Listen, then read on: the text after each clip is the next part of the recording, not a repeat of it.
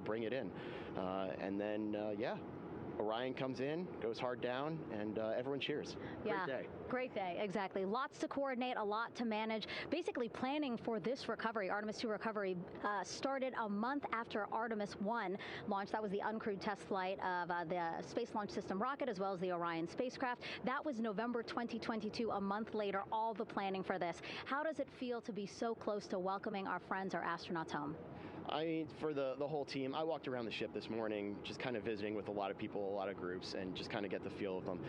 And everyone has that same kind of mentality. Everyone's excited, everyone's thrilled to see all that work that we've been doing, like you said, for the last 3 years, since right after the last one came back till now. And some people even further back, some of them go back a decade or more. So everyone is just excited and they're ready. They're really ready for this, and just to be able to see our crew come back, that's going to be a thrill for everyone. How are you feeling? Are you ready? Is this something you ever thought you'd be doing? I'm ready. I'm excited. This has been the pinnacle of my career so far. It really has. I've seen a lot of firsts, a lot of lasts, but I can't think of ever topping seeing the first crew to go to the moon and back in 50 years, and to be here and be a part of that. And it's just a tremendous privilege. And on behalf of the whole team, I'm thrilled, and so are all of us. We're ready. Yeah, I definitely think that those words really embody how everybody on the ship is feeling. So thank you so much, Paul. I appreciate you being here. And so, Rob, we'll toss it back to you again. We will continue to join you with live updates from the ship as much as possible. Thank you, Megan. Back here at the Johnson Space Center, the entry team of flight controllers looking over the shoulders of Reed Wiseman and Victor Glover there on the flight deck of Integrity, and again, just below their feet in the mid-deck area, if you will, Christina Cook and Jeremy Hansen of the Canadian Space Agency.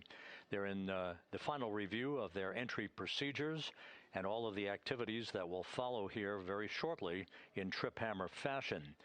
We should note that after splashdown occurs, the flight control team here in Houston will be monitoring the orientation of the Integrity spacecraft. We are expecting it to splash down upright in what is called the Stable 1 configuration, with the top of the spacecraft pointed upward. Stable 2 would indicate that it is upside down in the water. Regardless of the orientation, there will be 5 inflatable airbags called the CMOOS system. That's the acronym for Crew Module Uprighting System. We are suit on complete. Houston copies. Reed Wiseman acknowledging that the final steps in suit donning are now complete for the crew. Leak checks have been completed earlier. The CMOOS system, those 5 inflatable airbags, will be inflated with helium. Those airbags will ensure that the vehicle remains upright. While that activity is going on, the flight control team here will be checking the systems on Integrity, also making sure that there's no leakage of toxic gas from the spacecraft. It should take about 15 minutes from splashdown to the power down of all of the systems on Integrity. And at that point, assuming everything is in a nominal fashion, then the green light will be given for the Navy recovery teams to begin to make their way closer to Integrity to begin the erection of a large inflatable life raft called a front porch that will be buttressed up alongside the hatchway to the spacecraft. That life raft will be used to bring the crew members out of this vehicle once the hatch is open, one by one. They'll get their land legs back after 9 days of weightlessness before they're put in harnesses to be hoisted one by one in sequential fashion and in alternating fashion to the 2 hovering Navy helicopters overhead. Houston Integrity for a status. Go ahead. Seats 3 and 4 are connecting umbilicals. We're going to be stepping into leak check soon. 1 and 2 will be seated. 3 and 4 will be free float, and we'll configure EPROC accordingly. Houston, copies all. Reed Wiseman talking about the current procedures with the suiting of the crew members and subsequent leak checks, a final leak check for all 4 crew members. Everything is actually running a few minutes ahead of schedule. So once the life raft is inflated, next to the Integrity spacecraft, and the recovery teams have arrived alongside of the vehicle. The hatch will be open, and the crew members will be brought outside into that front porch, as it is called, one by one. They then will be hoisted into the hovering helos overhead, and those helos then will turn around once the 4 crew members are on board, 2 for each helicopter, and will head back to the ship. That should be about a 10 to 15-minute transit. Once the helicopters land on the deck of the USS John Murtha, the crew members will be exiting those helicopters and brought into medical bay on the deck on the ship itself for comprehensive medical exams. They will spend a period of time yet to be determined on board the USS John Murtha before they are flown by helicopter to the shore in San Diego, to the San Diego Naval Air Station, and ultimately will board a NASA jet for the flight back to the Johnson Space Center here in Houston. Just to recap some of the key times that are coming up, we are expecting the separation of the crew module from the service module just 43 minutes from now. That is expected to occur at 6:33 p.m. Central Time, 7:33 p.m. Eastern Time. That will be followed just 4 minutes later by the crew module raise burn, the use of Integrity's thrusters one final time in a 19-second burn to slightly tilt the vehicle up into the correct orientation or angle of attack to ensure that it enters the Earth's atmosphere at the right angle, if you will. That will help deflect the buildup of heat against Integrity's heat shield. This was a deliberate move, a change in the procedures from the Artemis 1 mission that resulted in unexpected char loss on the Avcode heat shield that had not been intended based on the entry trajectory for the Artemis 1 mission. What we're doing is we deliberately changed the trajectory of the entry from a skip entry that was about a 3,000-mile transit across the Pacific Ocean.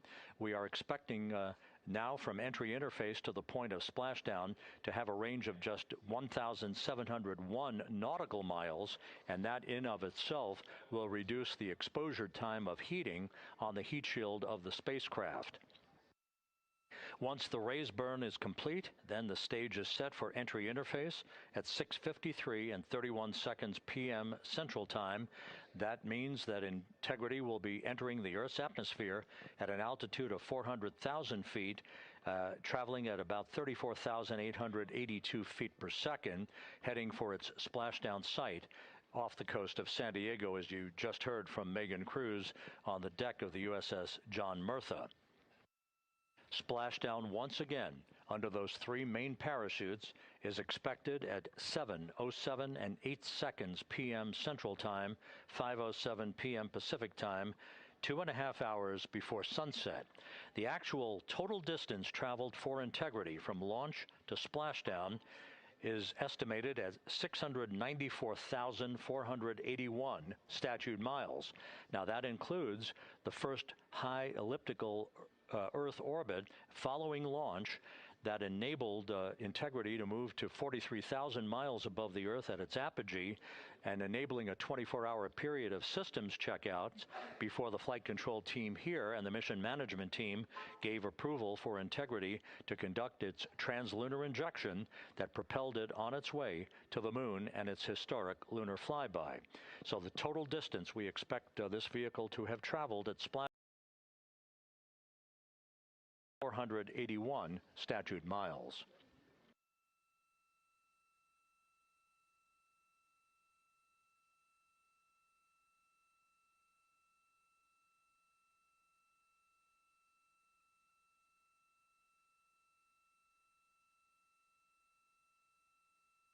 With everything proceeding on track and on time aboard Integrity, the vehicle system's in excellent shape as the Earth grows larger in the field of view. Let's go back to the USS John Murtha and Megan Cruz, who is standing by.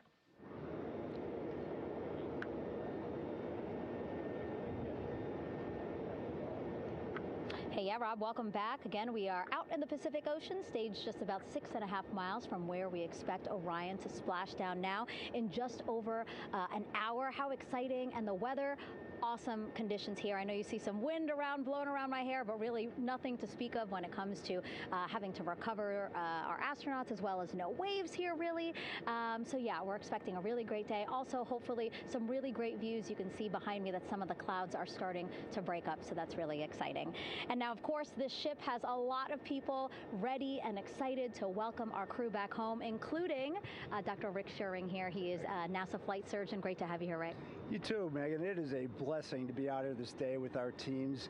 We've trained 3 years for this nonstop with the U.S. Navy and along with EGS, and we've so looked forward to this day. And you know, just by God's grace, everything's parting, the skies and everything. The crew's doing great.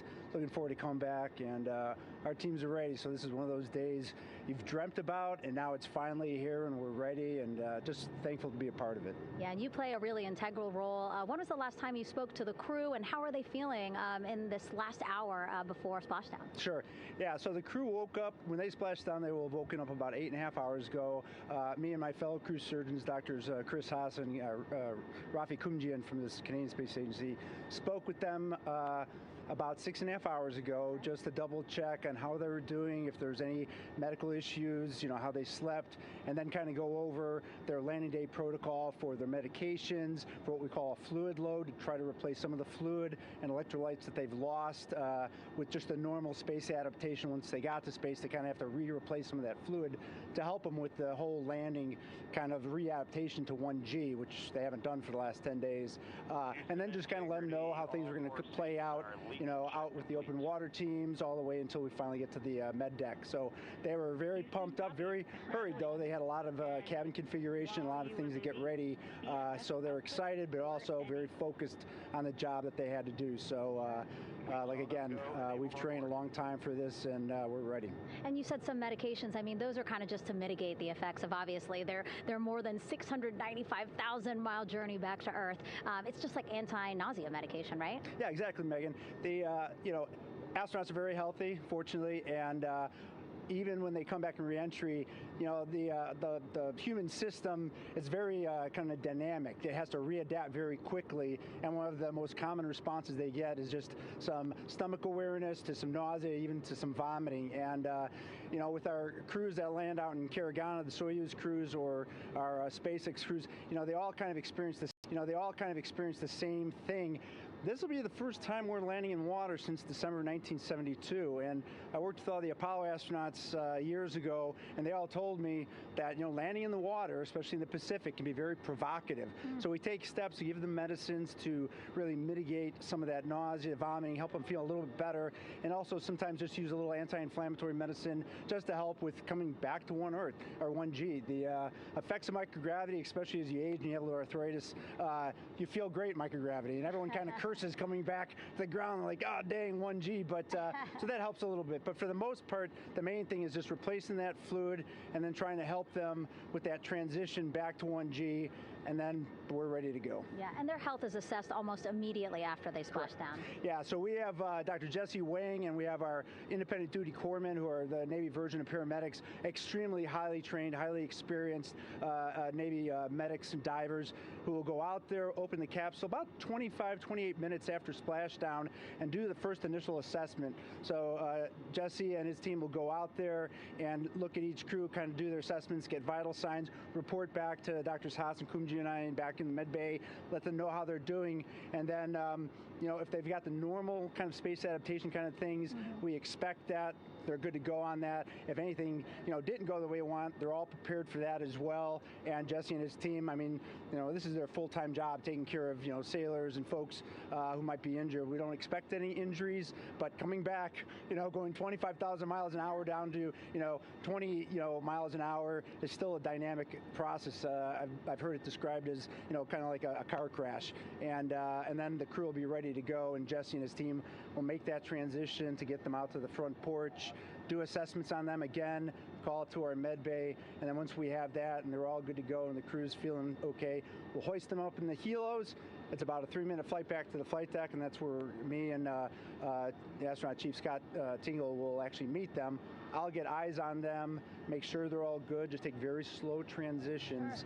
And then one by one, we'll either get them out with the SMTs, the SAR MedTechs under each arm, just kind of just walk them very slowly to med bay, which actually helps them acclimate back to 1G. Or if they really don't have their sea legs back yet, then we might put them in what we call a stair chair, which will be right behind them, and then just very slowly kind of get them back into med bay to start our full assessments for the team. Yeah, so a really great team here to support them as soon as they get back, and also all throughout the mission, of course. You talked a little bit about this, but obviously, we have seen astronauts return from the International Space Station for over 25 years, so we kind of know that that journey, how it affects the body. But yes, we're talking about humans returning from the moon for the first time since 1972. How is this different from your perspective?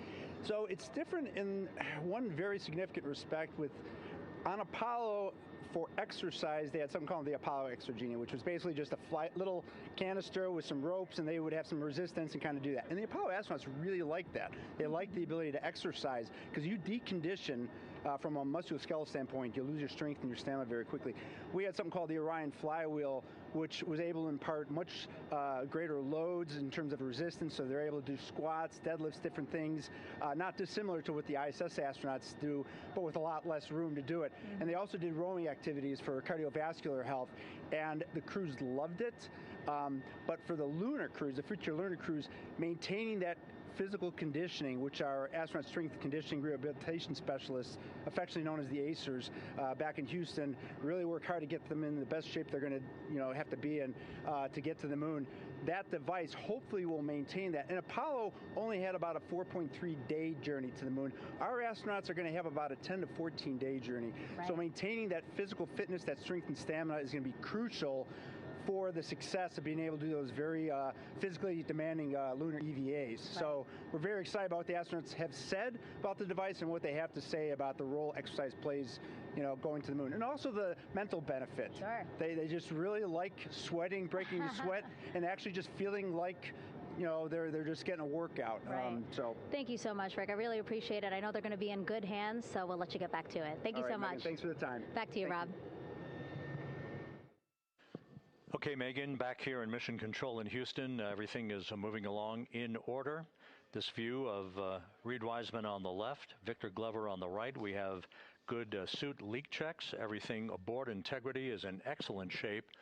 The vehicle, with the Earth growing larger and larger in the field of view, we're now just about 8,200 nautical miles away from Earth and closing in for a splashdown just 1 hour and 5 minutes from now.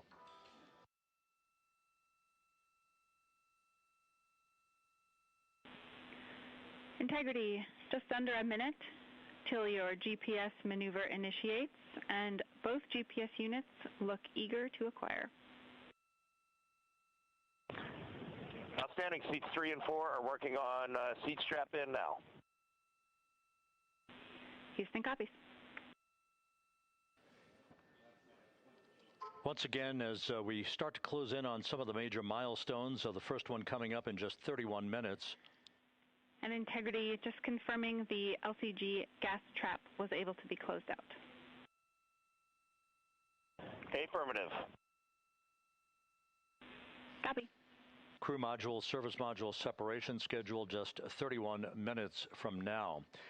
The key point of interest, of course, will be the performance of Integrity's heat shield during its high-speed entry back into Earth and the peak heating that is expected around the spacecraft of some 4,000 to 5,000 degrees Fahrenheit. On Artemis 1, as I think most folks know by now, we flew a trajectory known as a skip entry, in which we performed an initial dip into the atmosphere to bleed off some energy. Then we skipped out of the atmosphere and dipped back into the atmosphere before splashing down in the Pacific.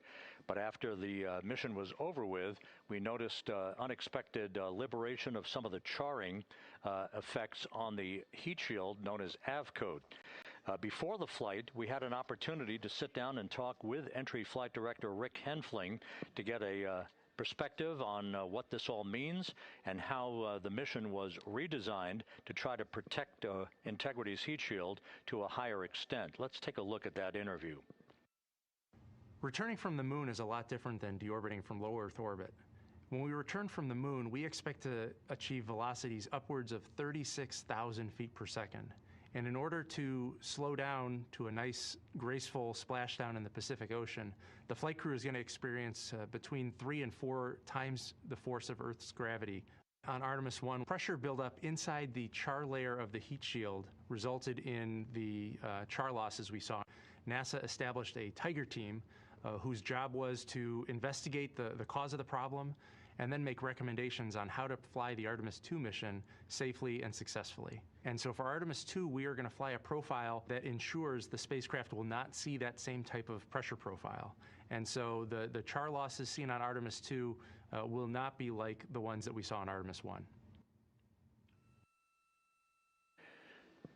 Rick Henfling indicated that the orientation of the spacecraft and the shortening of the distance of transit to the splashdown zone from the point of entry interface when we reach the top of the Earth's atmosphere, which will be coming up at 6:53 and 30 seconds p.m. Central Time, should do the trick in minimizing the deleterious forces against that heat shield that were noticed on the Artemis 1 mission. We think we see a beautiful sunrise over the west coast of Australia.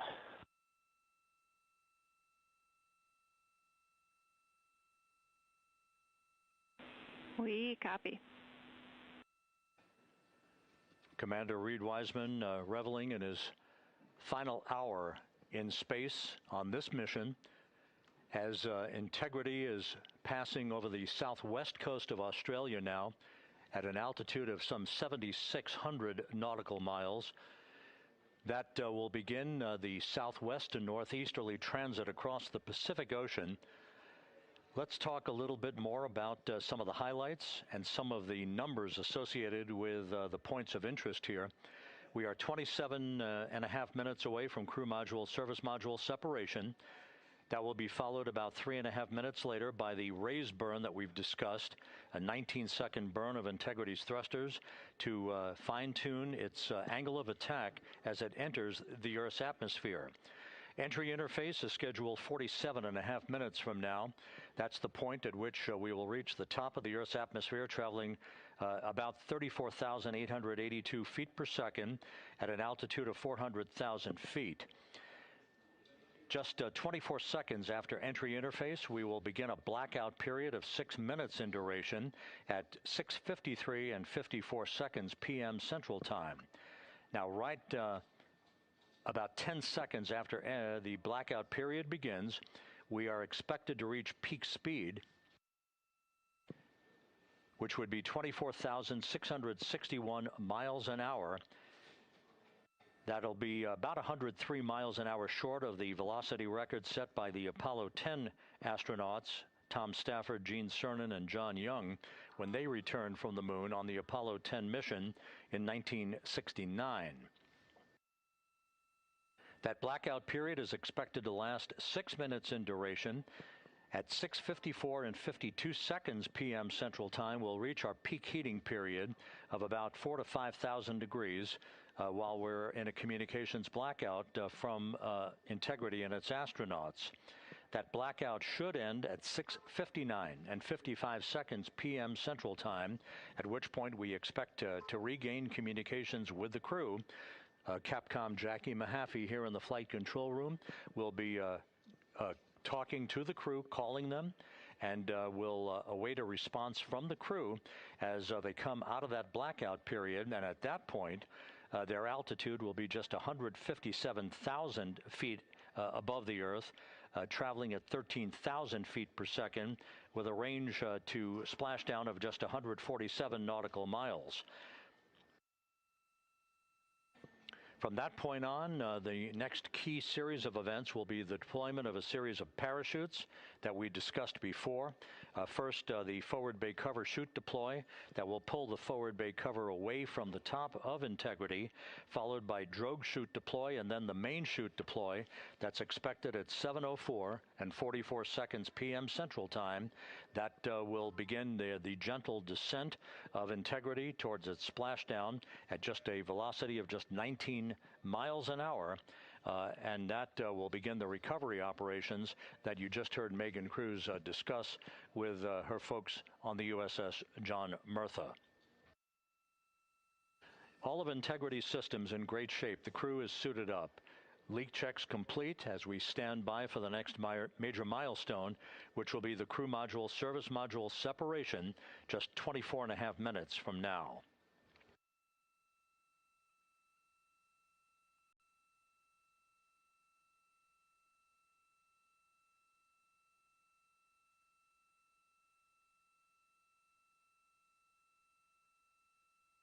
All of the activities from the start of entry interface to the point of splashdown will be quite rapid fire, just 13.5 minutes from the point at which we begin descent into the Earth's atmosphere till splashdown. And just to show you, as Rick Shearing, the flight surgeon, alluded to in his interview with Megan Cruz, all of this happens to decelerate the vehicle from traveling around Mach 33 to just 19 miles an hour at splashdown. All of that happening in just 13.5 minutes. But the vehicle and the parachutes are all designed to support all of that, so we'll be standing by to report all that to you in sequential fashion as these milestones are ticked off and as we hear from the crew during its entry back into the Earth's atmosphere and ultimately when they emerge from the blackout period, and at that point we'll be just minutes away from splashdown.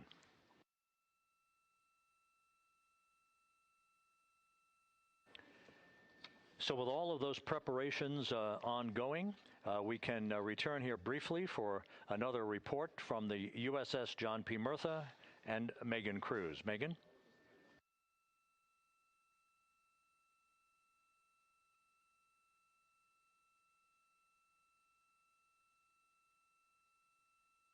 And we'll regain that communication with the USS John P. Murtha just momentarily.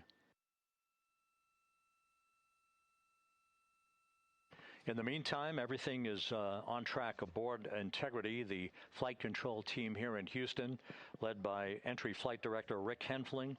The voice you will hear talking to the crew is that of Jackie Mahaffey. She will be reporting everything to the crew and receiving their reports as they enter the Earth's atmosphere for their 13.5-minute plunge back into the atmosphere for splashdown off the coast of San Diego. Now we have the ship back with us and Megan Cruz aboard the USS John P. Murtha. Megan? 11 balloon, right?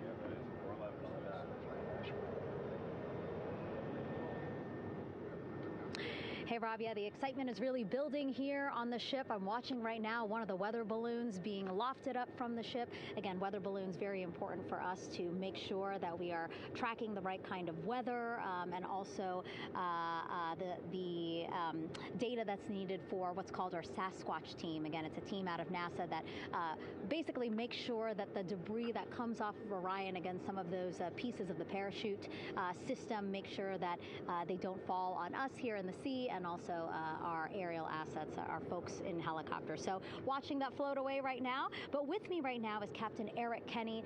He's the commanding officer of the John P. Murtha naval ship. Thank you so much for being here. There are so many moving parts that you have to keep an eye on. That's absolutely right, yeah. But first of all, on behalf of the crew of USS John P. Murtha, Megan, thanks for having me on today. Happy to tell you what we're doing and excited to get the interview started. Yeah, absolutely. Why don't we actually take a look at the flight deck here? We'll start there. Basically, we also, while watching this weather balloon float away, we noticed all 4 helicopters leave the flight deck. We now have an empty flight deck. We had 2 imagery helos as well as the 2 crew helicopters that will go recover the crew. This is just one of the many things that, again, our ship of 550 people, it's something that you oversee as commanding officer. Yeah, absolutely. Every commanding officer, I would say really every naval service member, our priority is always safety. And as the commanding officer, I take that as one of my primary roles here on board. Mission accomplishment is important, safety always. So my day really has, I would say my message to the crew has sort of changed over the past 24 hours. As we're leading up to today, we've been building up the excitement and motivating the team for the training that we've executed. But really over the past 24 hours, now I'm trying to get us to slow down a little bit. Trust our training, right? Don't believe all the hype. Don't believe everything that's going on. Just let's trust what we've done to get to this point, and if we do that, we'll be successful today. And also part of the big success is obviously the coordination between NASA and the U.S. military. How does it feel being able to support the human space program we have? Yeah, I mean, since 1959 with Mercury, Gemini, Apollo, the history between NASA and the Navy has been in lockstep. But like any other skill, if you don't practice it regularly, that skill atrophies. So we've had a few decades off from that. But, over the past 4 or 5 years, really with this ship over the past year, we've constantly trained and working for this moment right here. Building up the hype, but to get to this point today, to be able to trust all the training we've done. We've worked with, working with NASA, the Air Force, the medical team, dive team. You want to talk about high-performance organizations coming together, working in unison? We are seeing that here on board the USS John P. Murtha, and I can't be more proud of all the work everyone's doing. Yeah, you had some great words this morning saying just that, again, that it's really nice to see everybody working together and so excited. I mean, you just became the commanding officer of this ship back in February. How does it personally feel for you to be a part of this historic moment today? Yeah, I mean, first and foremost, I'd say any opportunity to command any warship in the United States Navy is a tremendous honor, is a pinnacle of any naval officer's career. That being said, as my change of command was approaching, and I realized that Artemis was going to be in the window here, to say that I'm humbled and honored to be here is an understatement. What really just excites me is the opportunity to see this crew, who has been training so hard over the past year plus, come together. It is what inspires me. Listening to NASA and the ownership and pride they take. They make my crew better. I think we're making NASA better together. That synergy is something that I'm happy to see and hopefully take forward with me in my career. Yeah, it's all about partnerships. We couldn't do it without you, and we couldn't have gotten to the moon without our international partners as well. So thank you so much, Captain. It was really great to have you here today. Thanks, Megan. Awesome. All right, Rob, back to you. Thank you, Megan. Back here in Mission Control in Houston. We just had a quick view of the crew. We'll get that view back, and there they are again. Here in Mission Control, the entry team of flight controllers led by Rick Henfling and Jackie Mahaffey serving as the spacecraft communicator. We have just handed over communications links from the Deep Space Network that we communicated with the crew through from the time of the translunar injection burn back on April 2nd. We've just handed back to the Tracking and Data Relay satellite system as we prepare for the crew module service module separation that will take place just 17 minutes from now. With the Earth looming in front of Integrity as it barrels back for a splashdown of the Pacific just 50 minutes from now, we're just 5,700 nautical miles from splashdown. Just one other quick note about the comparison from the Artemis 1 entry profile to the Artemis 2 entry profile and how that is serving as an extra layer of protection for Integrity's heat shield. The Artemis 1 entry had an entry range of some 3,178 nautical miles, a very long downtrack, and a very longer period of exposure to heat loads than we're experiencing tonight. It also had that skip entry profile that we discussed earlier, dipping into the Earth's atmosphere, then back out, then back in. It was about 20 minutes of exposure. Integrity, Houston, comm check on TDRS. Jackie, we have it loud and clear on TDRS. We have you the same. And there's one of the weather balloons being deployed from the USS John P. Murtha.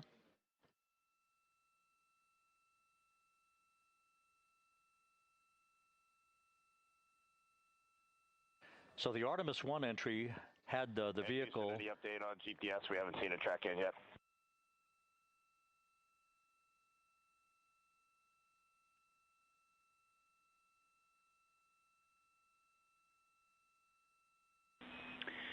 Reed, we are watching. We are starting to get into the window where they may start acquiring, so should be within the next 10 minutes. Okay, sounds good. We're holding at step 17 and getting ready for CM RCS hot fire.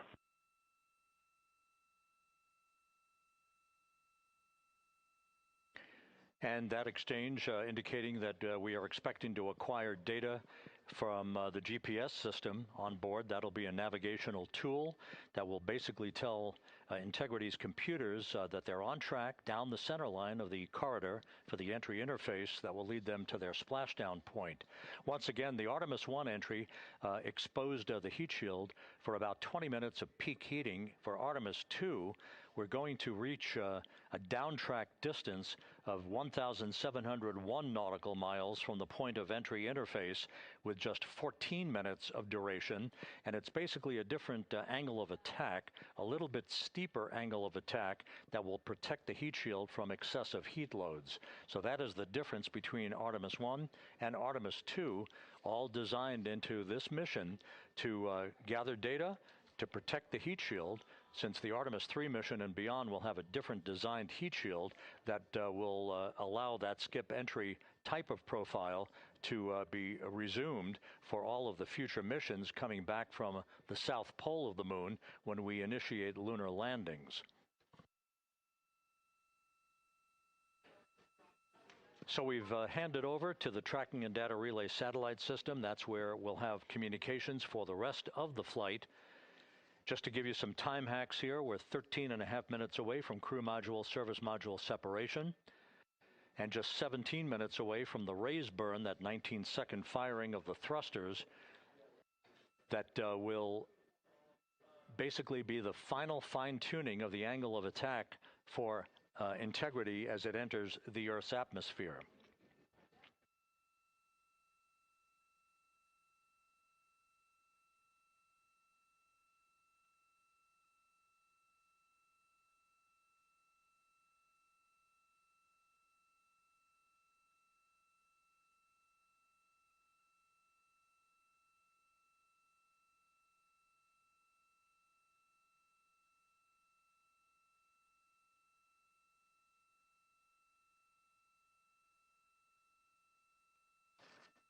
And once again, a dueling box view of some of the assets that are involved in recovery operations today.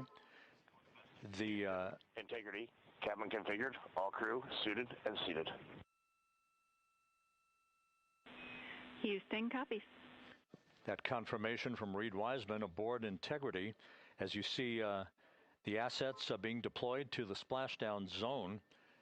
At the time of splashdown, we expect the John P. Murtha to be about 5 miles away from Integrity, keeping a safe distance until we are sure that the vehicle is in the water and upright, and that it is in a good configuration system-wide for the recovery teams to begin to approach the vehicle to erect that inflatable raft. 2 minutes to CM RCS warm-up hot fire. We're ready. That call from spacecraft communicator Jackie Mahaffey indicating that we're 2 minutes away from a quick burst of the reaction control system. Thrusters, that will be a hot fire test prior to the separation of the crew module from the service module. The European service module has performed flawlessly throughout this flight. Everything, all the burns that had been prescribed for that service module have been executed on time and without a problem. There is the European flight control room that has overseen the manufacturing, the design of the European service module. They deserve quite a bit of credit on this mission for not only propelling the Integrity and its astronauts toward the moon, but also conducting the fine-tuning of its trajectory to bring it to this point where we are dead spot on down the middle of the corridor trajectory-wise to bring Integrity down for its splashdown in the Pacific just 44 minutes from now.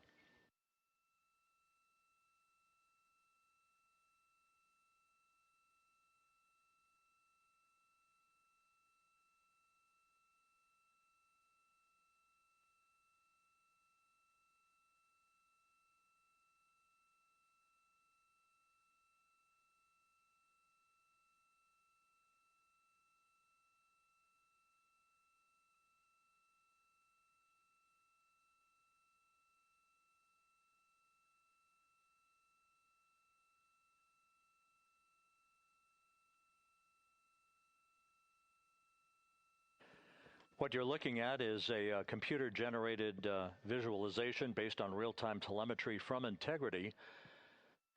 Currently traveling about 16,000 miles an hour.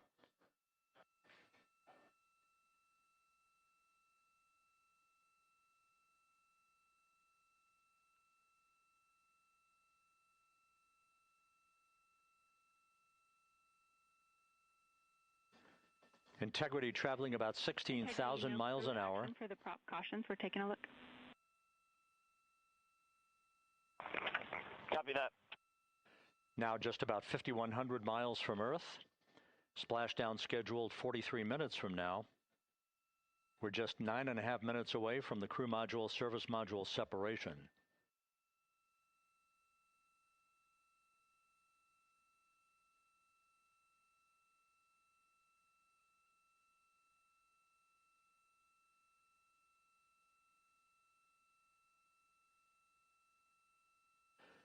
We are confirming. Integrity, we are assessing details, but so far looks like a good hot fire. Looks good on board, Jackie. Thank you. And Jackie Mahaffey took the words out of my mouth. I was just about to say that we had a good hot fire test of the thrusters in advance of the crew module service module separation that's coming up just 8.5 minutes from now. This will begin the period in which we will have rapid-fire succession of critical activities on board that will lead to entry interface just 28 minutes from now, where the vehicle will enter the Earth's atmosphere at an altitude of 400,000 feet. The time of entry interface, 6:53 and 30 seconds p.m. Central Time.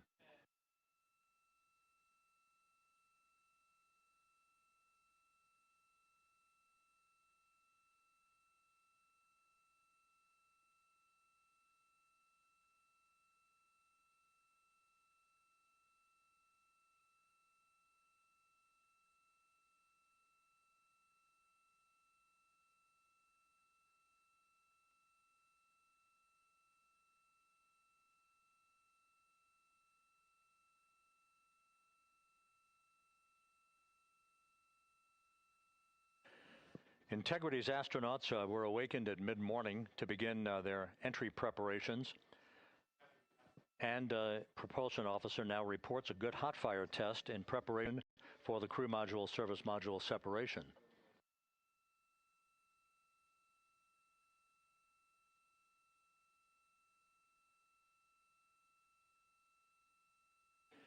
We're now inside 41 minutes until splashdown. Integrity Houston, we have confirmed a good CMRCS hot fire, and although we are not seeing GPS acquired yet, you can skip the troubleshooting steps in 157 for now. Integrity copies.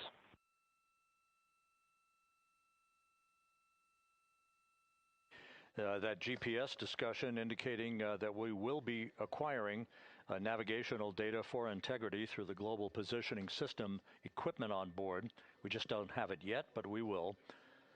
All of Integrity's systems are in great shape to support its high-speed entry into the Earth's atmosphere. It, once again, will reach a peak speed of 24,661.21 miles an hour. You're calling GPS. We at least have GPS 1 looking good on board.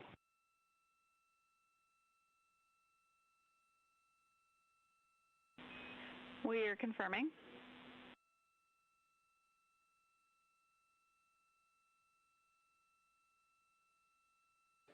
The guidance, navigation, and control officer here in Mission Control confirming that we have good lock on GPS data. We are on a communications link now through the tracking and data relay satellite system.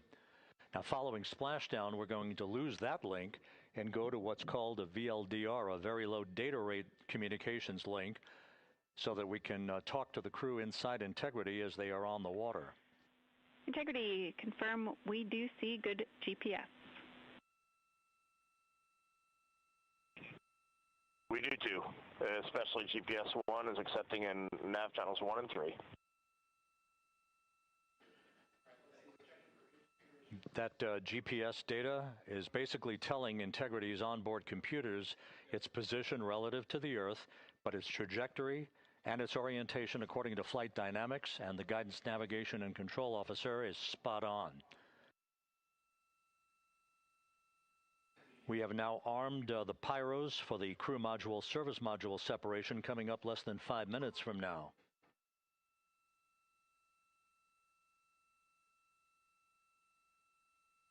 Once again, just 10 seconds after entry interface, we will see Integrity reaching its peak speed of 24,661.21 miles per hour. That will be just seconds before we begin a 6-minute blackout period. Integrity, Houston. Your vehicle is in a good config for CM-SM SEP and go for CM raise. Houston, we see the same on board and copy go for CM raise. That CM raise referred to as the slight firing of 19 seconds by Integrity's thrusters with a change in velocity of 9.9 feet per second, a slight nudge of the aft end of the vehicle so that it's tilted a bit upward, providing the final angle of attack as the vehicle enters the Earth's atmosphere, this being the mitigating factor that will reduce heat loads on the heat shield as we reach a point downrange from the start of entry interface, some 1,701 nautical miles to the splashdown site.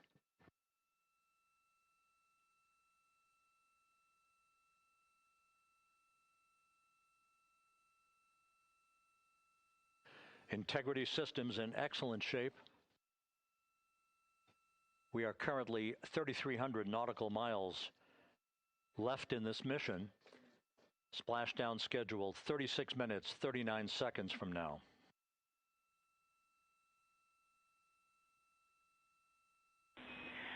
Integrity, Houston.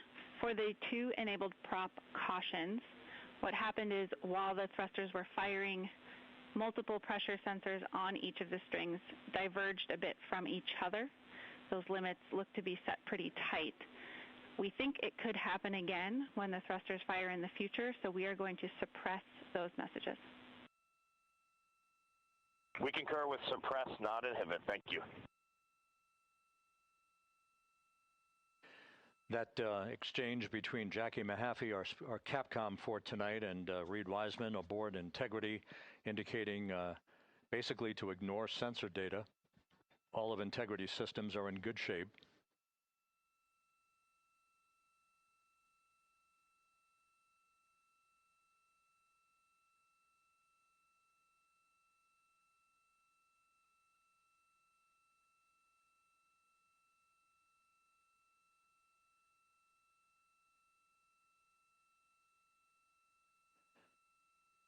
Now, coming up on about 90 seconds till the crew module, service module separation.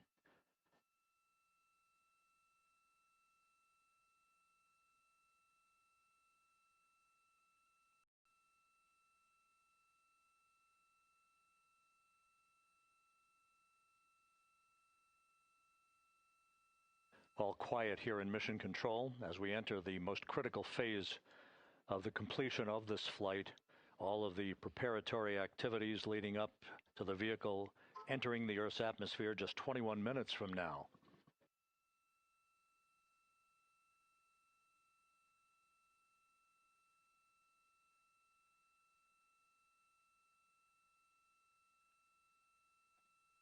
Coming up on 1 minute. Mark 1 minute till crew module, service module separation.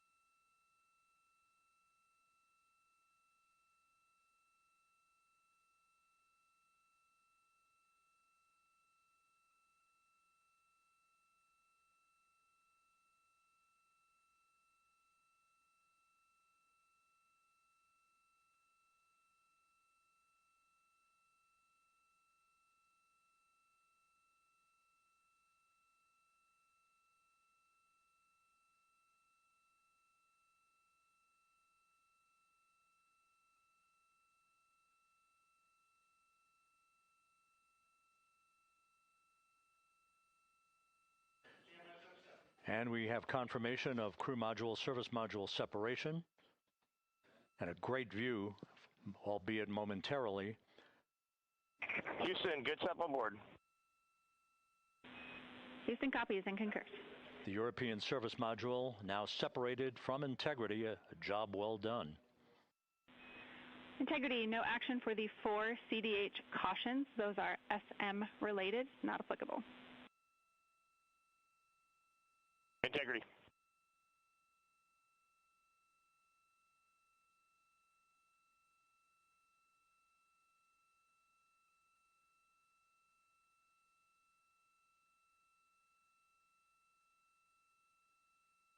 So, with Integrity now flying free on its own for the remaining 32 minutes of this mission, next up, the raise burn, a 19-second firing of Integrity's thrusters. Good GPS 2.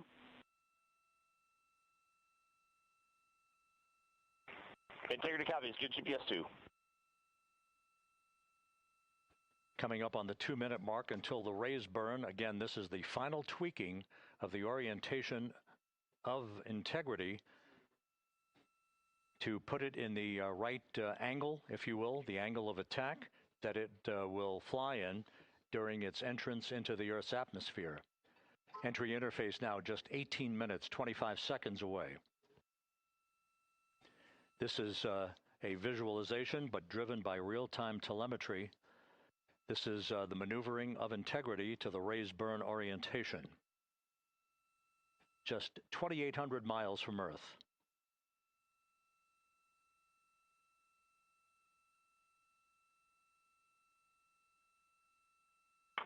Houston, we got a great view of the European service module out the window with the sun hitting the side and the solar rays and the NASA worm right there. It's a beautiful looking machine. Roger.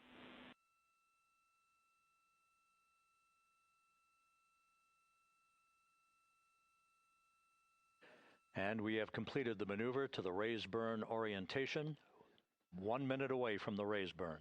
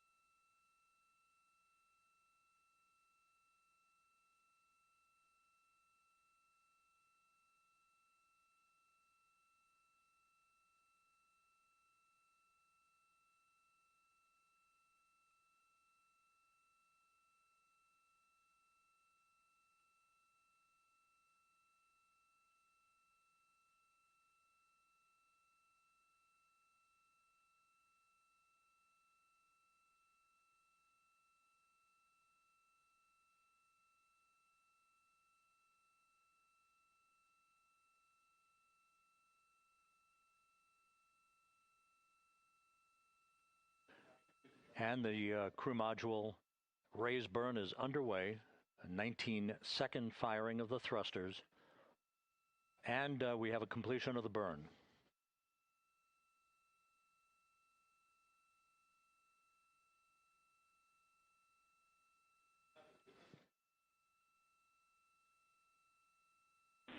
Integrity, good. CM raise burn. Your flight path angle is within limits.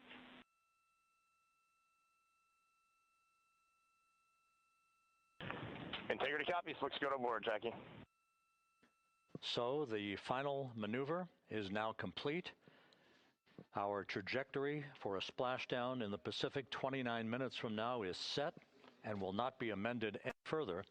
And we have the right angle of attack to mitigate any excessive heat loads on the vehicle during entry interface. Integrity, Houston, a heads up about comm coverage. When you perform the 180 roll, for the first minute or so in that attitude, we expect about a minute LOS. We copy.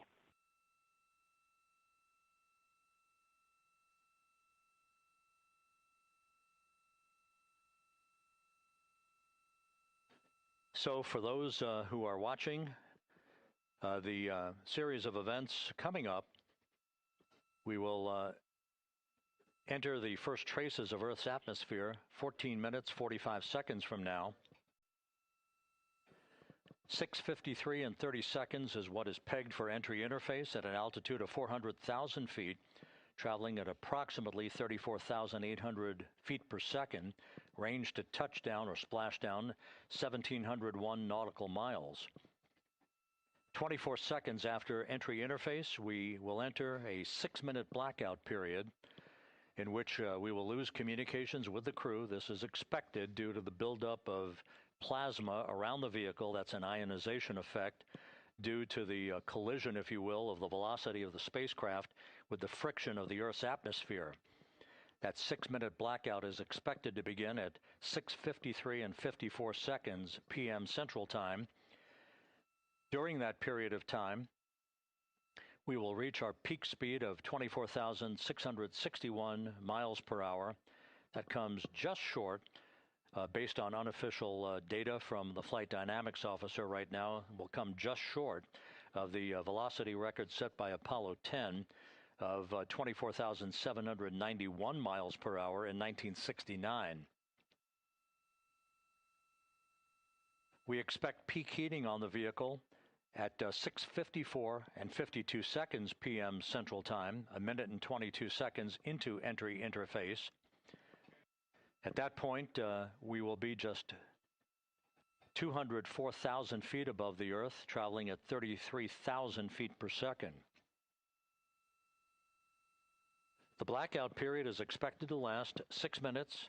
We expect that blackout period to end at 6:59 and 55 seconds p.m. Central Time. From the end of the blackout period until splashdown, it is just 7 minutes, at which point we'll start deploying the series of parachutes to slow integrity down to an ultimate splashdown velocity of just 19 miles an hour. We see the same, waiting for the 180 rolls.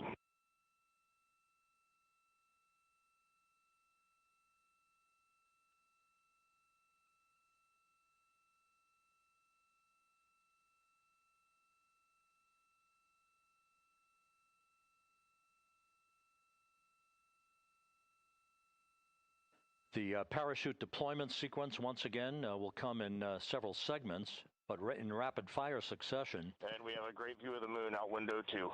Looks a little smaller than yesterday. Guess we'll have to go back.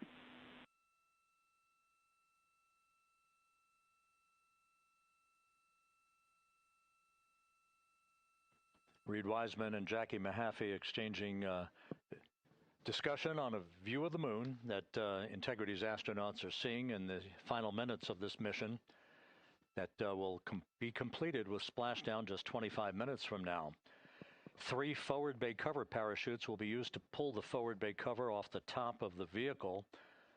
Then 2 drogue parachutes will be deployed to slow and stabilize the crew module during its descent, followed by 3 pilot parachutes that will lift and deploy the main parachutes from the forward bay. The final sequence will have 3 main parachutes deployed. These will be 116 feet in diameter, each main parachute approximately 265 feet long when reefed. The parachutes will ultimately slow Integrity down from its peak speed of almost 33 times the speed of sound to a gentle 19 miles an hour at splashdown.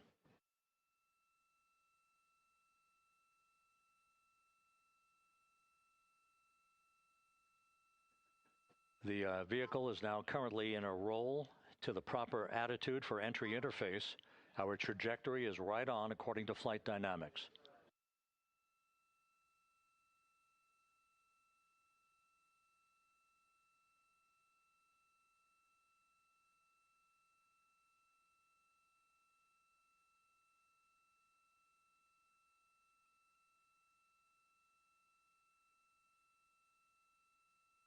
Integrity is on a trajectory from southwest and northeast across the Pacific Ocean, descending at a rate of 15,000 feet per second.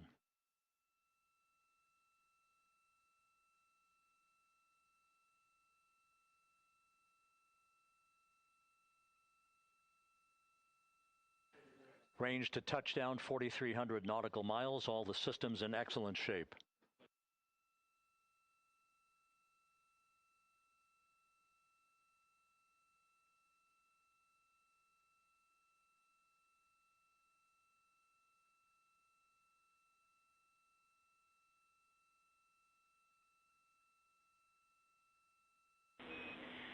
Integrity, Orion in the EI roll 180 attitude. Looks good on board, Jackie.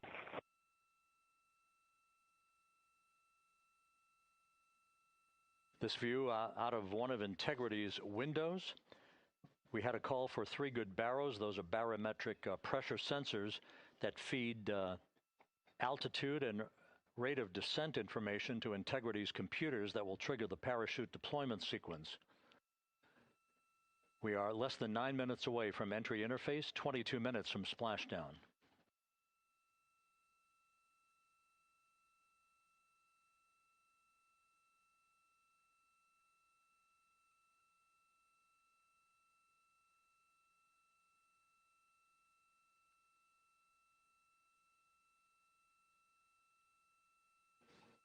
You can see the reflection of one of the crew members in the window.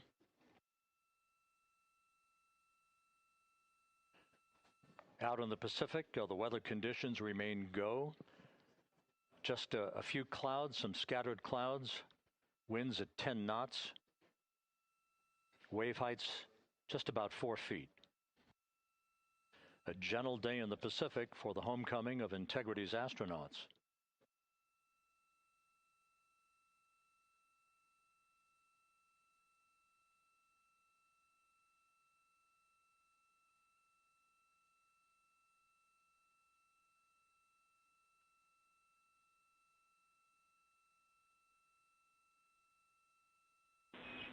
Integrity back in EI attitude.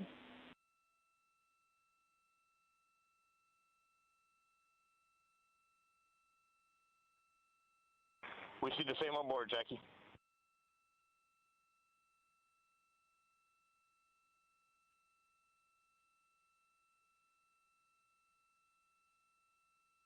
Houston, purge is complete. Crew and vehicle are configured for entry.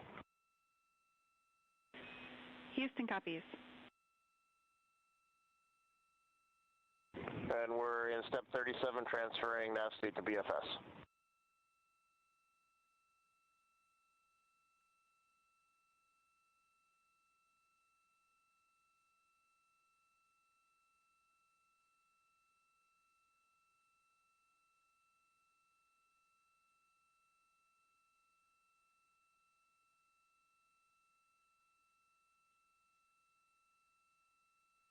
And Houston, in instruction 509, we are not below 0.2.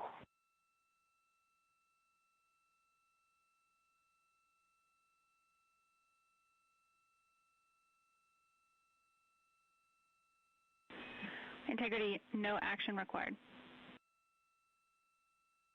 Integrity.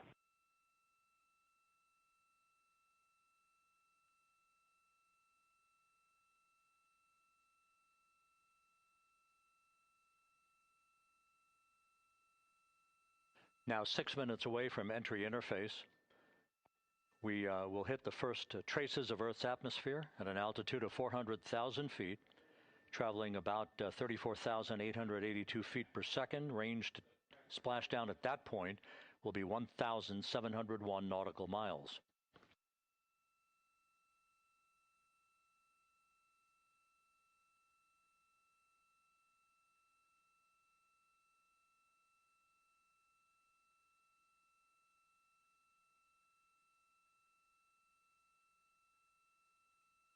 And once again, just a reminder, some 24 seconds after entry interface, we do expect to lose communications with the vehicle and the crew during a 6-minute blackout period when a plasma shield will build up around the spacecraft due to the ionization, due to heating effects. And Flight Dynamics has just confirmed we will have a blackout period of exactly 6 minutes in duration. And once again, that's due to the fact that a plasma buildup around the vehicle will prevent communications and data, so we will not be able to talk to the crew members at that time, nor will we receive data here in the flight control room. Houston, everything is looking good on board. Just confirm no pre-EI downloads. Houston concurs. That blackout period to begin at 6:53 and 54 seconds p.m. Central Time, and again will last about 6 minutes in duration.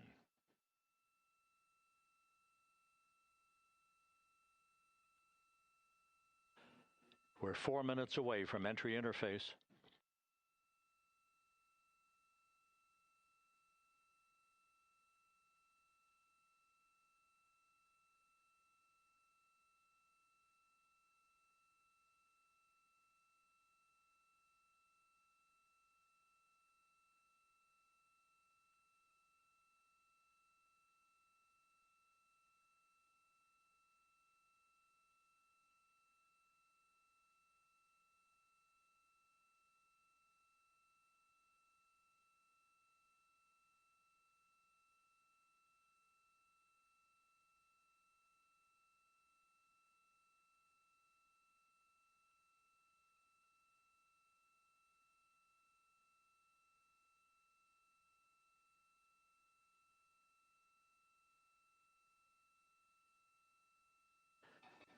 This view from Integrity as it crosses from southwest to northeast across the Pacific Ocean, 3 minutes from entry interface.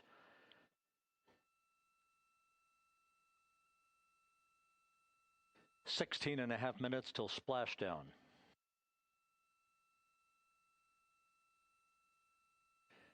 The USS John P. Murtha and the recovery team is on station and in position, as are the airborne imagery assets that we hope to receive imagery from as Artemis enters the Earth's atmosphere and through parachute deployment.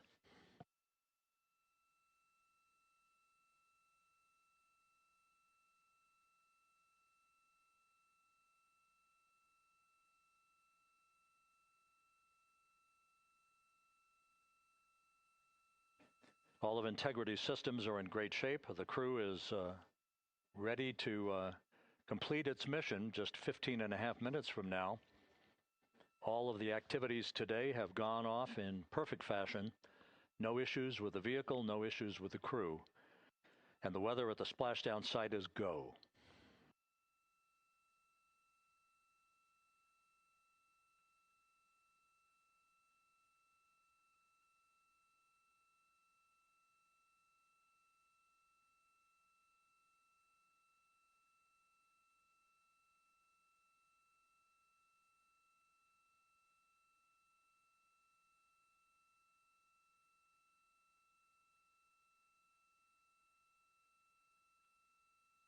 Coming up on 1 minute until entry interface.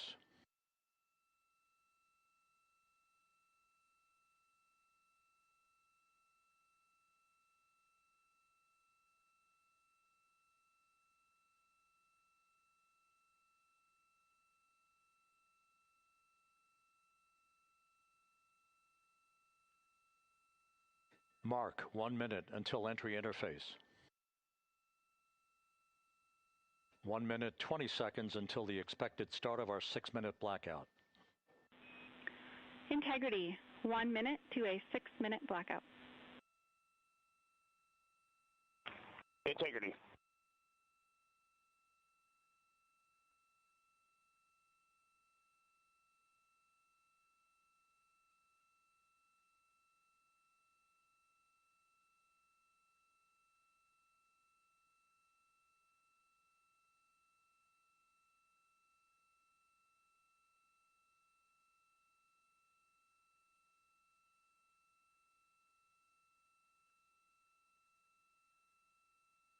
Ten seconds till entry interface.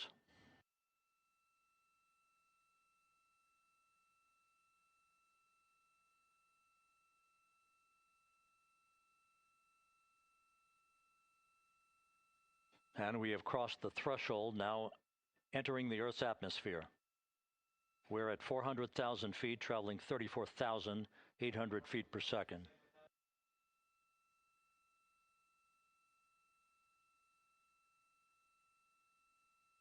Time to splashdown, 13 minutes, 10 seconds.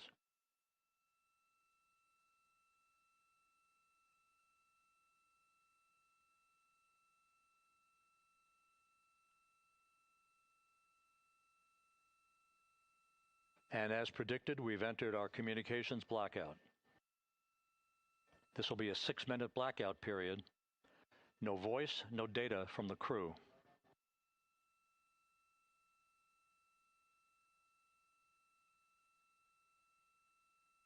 We're 30 seconds away from the anticipated point of peak heating on the vehicle, where temperatures will rise to about 4,000 to 5,000 degrees Fahrenheit.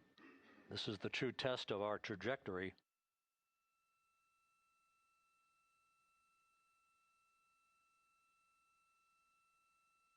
And from the G5 aircraft in the vicinity of the splashdown zone, this view of integrity. So that pinpoint of light shows the vehicle as it enters the period of peak heating in the Earth's atmosphere, the first tug of gravity being felt by Integrity's astronauts since their launch back on April 1st.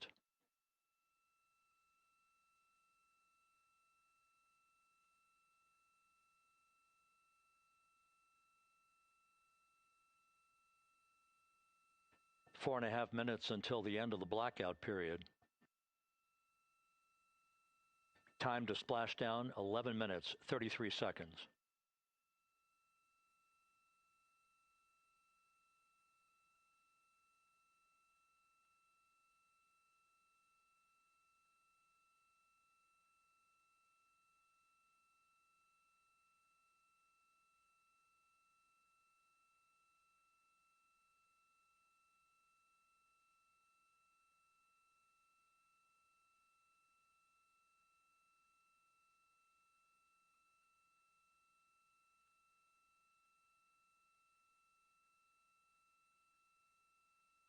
The landing and support officer reports that the P3 has acquisition on integrity.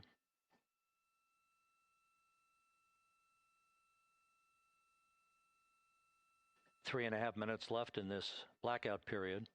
This is a visualization of the plasma buildup around the spacecraft and the repelling of that heat on Integrity's heat shield.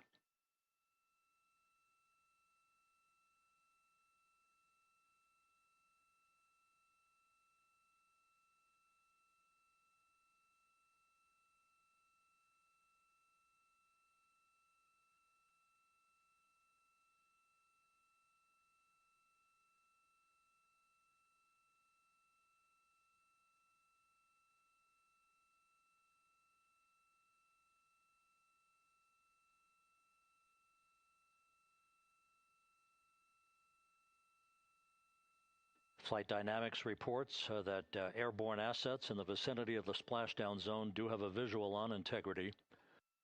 Still 2 minutes and 40 seconds left in our blackout period. Time to splashdown, 9 minutes, 35 seconds.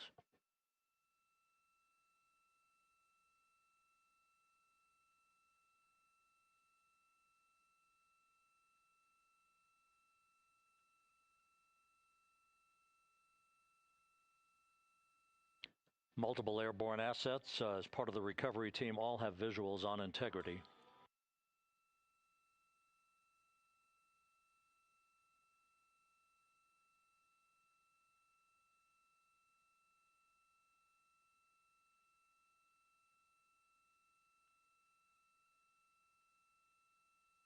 And the WB-57 flying in the splashdown zone also has a visual. And the Navy helos also have visuals.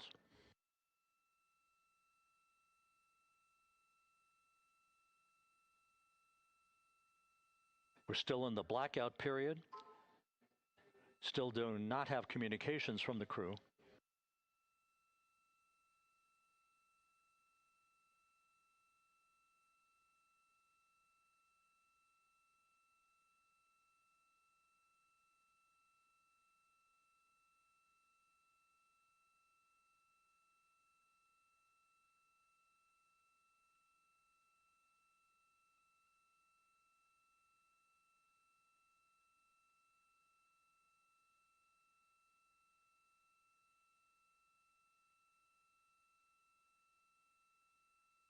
We're standing by for communications from the crew.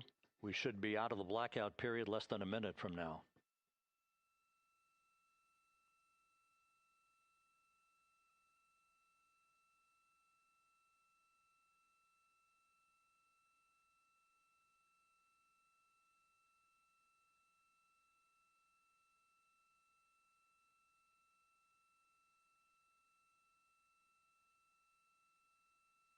We are now processing data from Integrity.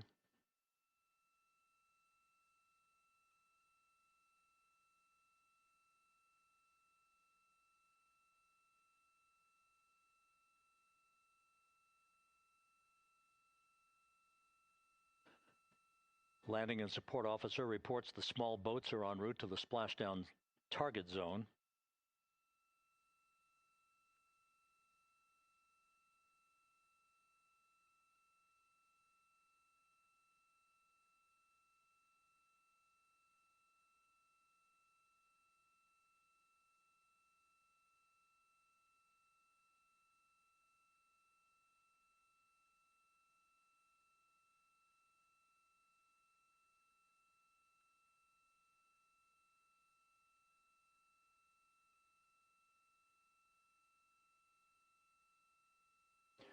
Passing through 150,000 feet, our trajectory is perfect. We're getting intermittent views of Integrity. Still waiting to establish voice communication.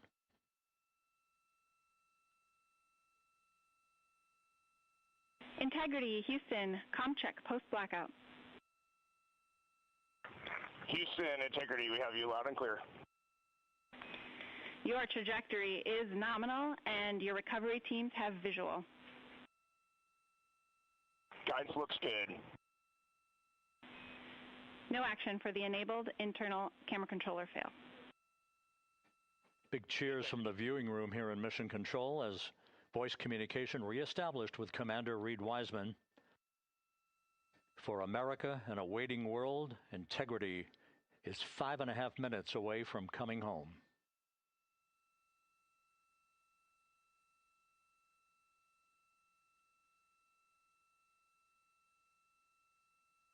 Passing 100,000 feet now. Range to splashdown 19 nautical miles.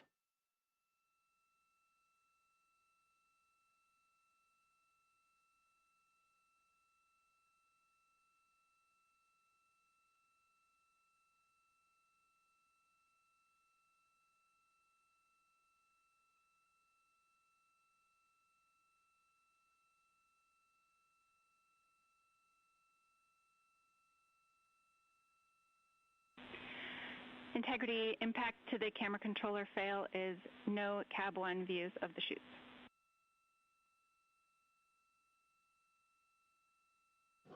Integrity. We're processing good data through the GPS system. A good view of Integrity, time to splashdown 4.5 minutes.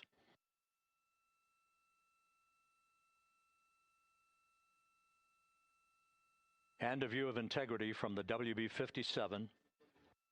We're at 50,000 feet.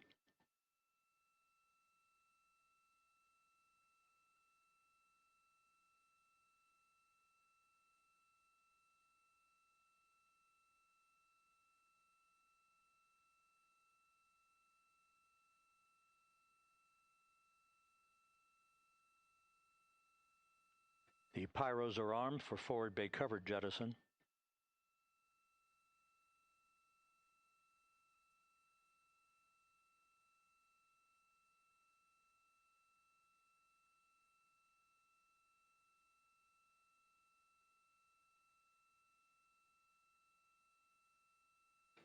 And there go the first series of parachutes, and we're on drogues. And Houston, we're visual 2 drogues out the window. 2 good drogue chutes. Next up. We copy, we see them. Next up, the deployment of pilot parachutes that will pull the main chutes out. Time to splash down 3 minutes and 10 seconds.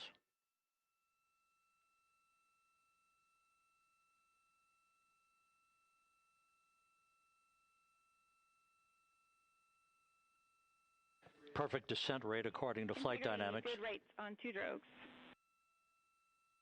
We see the same on board.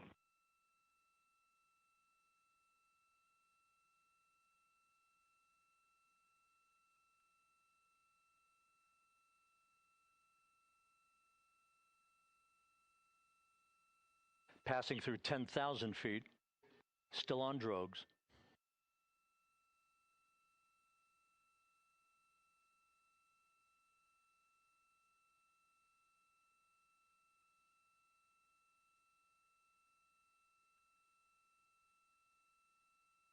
Main chute deploy.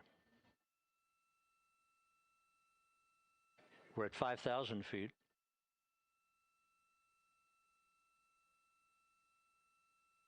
Search and recovery beacon has been activated on integrity.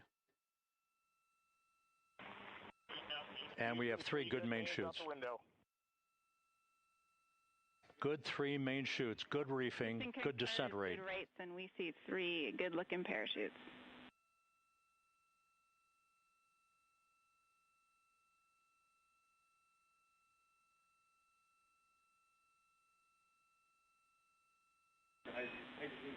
Integrity. Cabin pressure indicates no need for hydrazine checks. Integrity copies. This is a perfect descent for integrity. Its crew sounding hale and hearty on board. Time to splash down 1 minute, 15 seconds.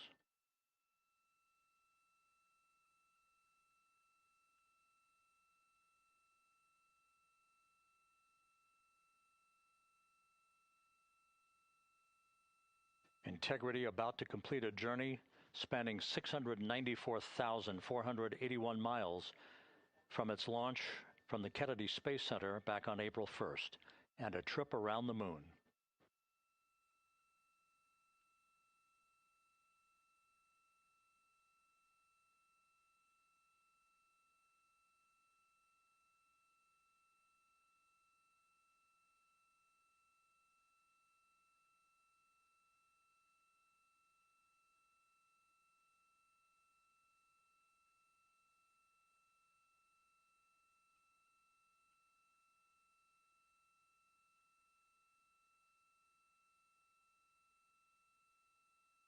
Passing through 1,000 feet.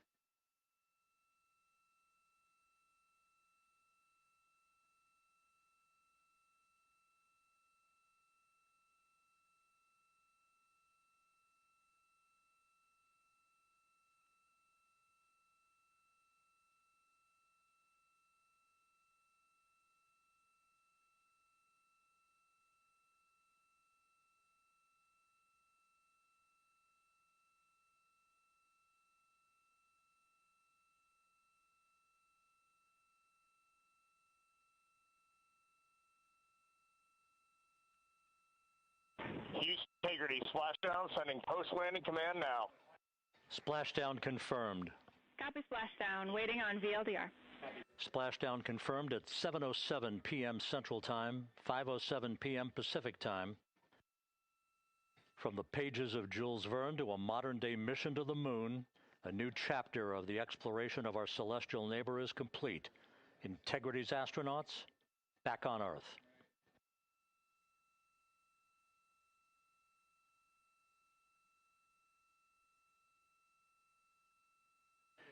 And the landing and support officer reports the vehicle is stable 1. We still will be deploying the crew module uprighting system to maintain that orientation. A perfect bullseye splashdown for Integrity and its 4 astronauts.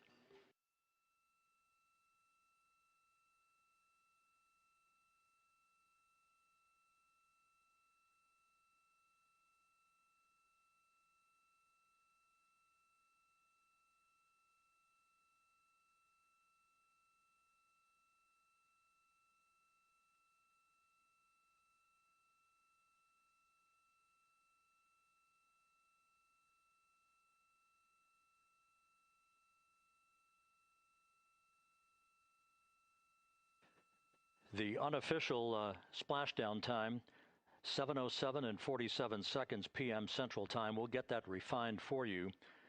That would put the end of the mission at a mission elapsed time of 9 days, 1 hour, 31 minutes, 35 seconds.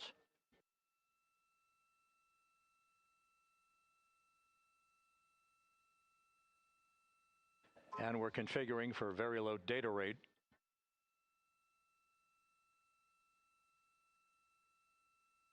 Once again, splashdown occurring in the Pacific, southwest of San Diego at 7:07 and 47 seconds p.m. Integrity Houston, comm check on VLDR.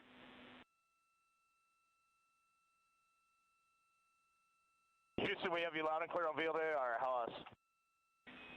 We have you the same. We'll meet you over in post-landing. Perfect communications established. What a journey. We are stable 1, 4 green crew members. Houston copies all. Reed Wiseman reporting 4 green crew members. That is not their complexion. That is the fact that they're in great condition. That's what that means. So stable 1, upright. The crew module uprighting system is being deployed. The 5 airbags being inflated through helium to maintain the upright configuration for the vehicle. This was a textbook entry and a textbook touchdown for integrity. Reed Wiseman, Victor Glover, Christina Cook, and Jeremy Hansen back on Earth after a journey around the moon.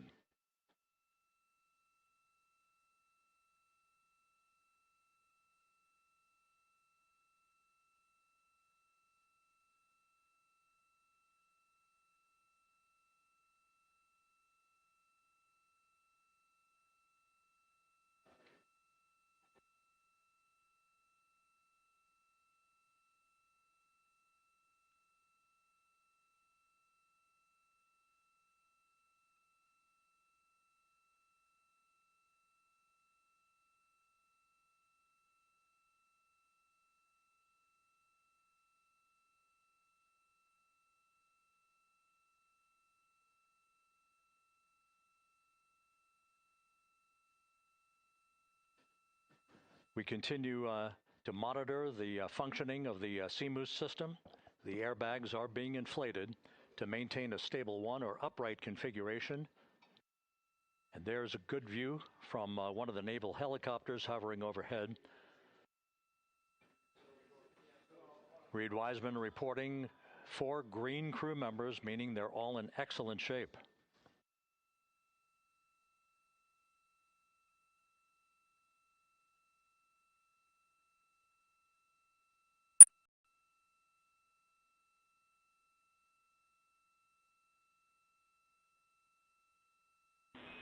Integrity Houston for SAR beacon and radio. SAR beacon is in for 06, and we're powering the radio now. Go ahead. We see the beacon on. However, the recovery team is not seeing the signal. Your SAR radio uses the same antenna, so you may run into trouble with the radio.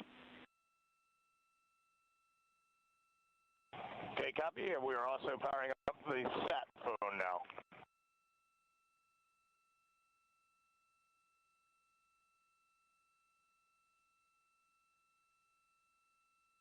So integrity is in great shape, and as the crew continues its post-splashdown timelined activities on board, Reed Wiseman once again reporting that all 4 crew members are in excellent shape.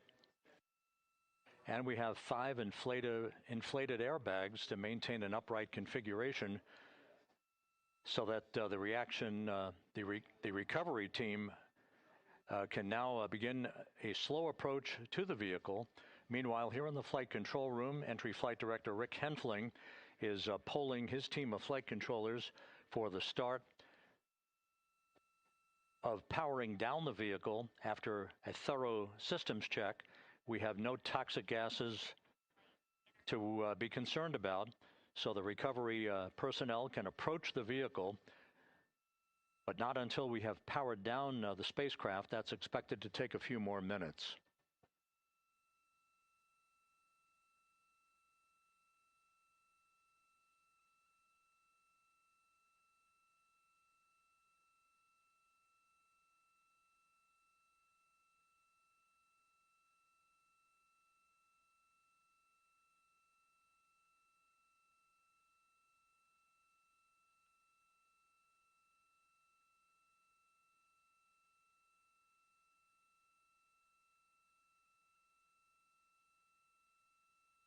Integrity back on Earth following its historic flyby of the moon. It was, for all intents and purposes, a textbook mission. On 2828, but I'll remain on this frequency. We copy.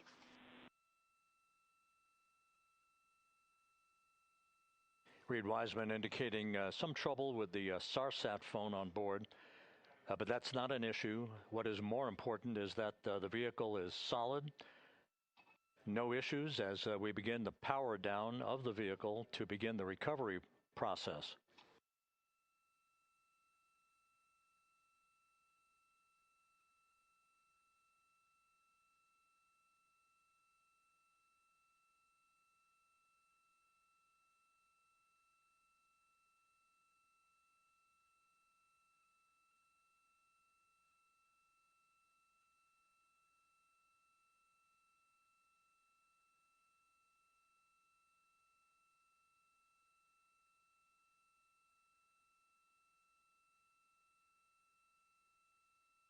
The propulsion officer here in Mission Control reports that we have safed the prop system on integrity. Can you say again? That was very weak and broken.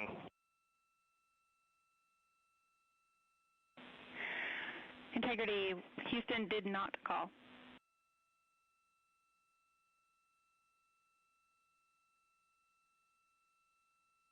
Copy that, Houston. It might have been on the SAR radio. Stand by.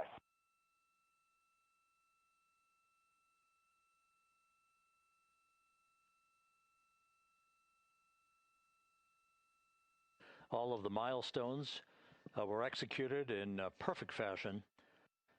Integrity entering the Earth's atmosphere right on time,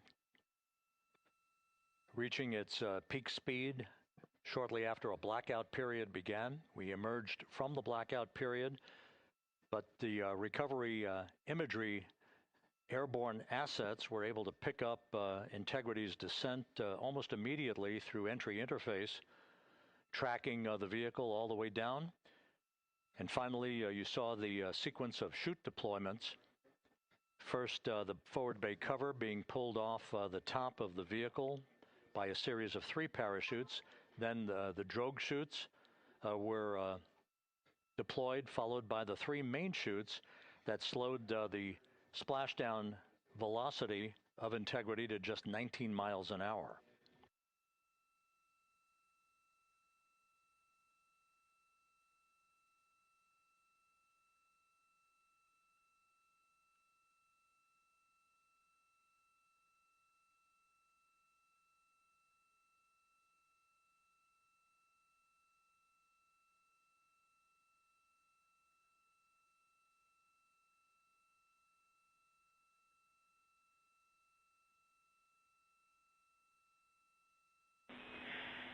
Integrity, Houston, with no joy on SAR and SAT phone, we'd like you to command an additional 15 minutes for a total of 30-minute power down delay.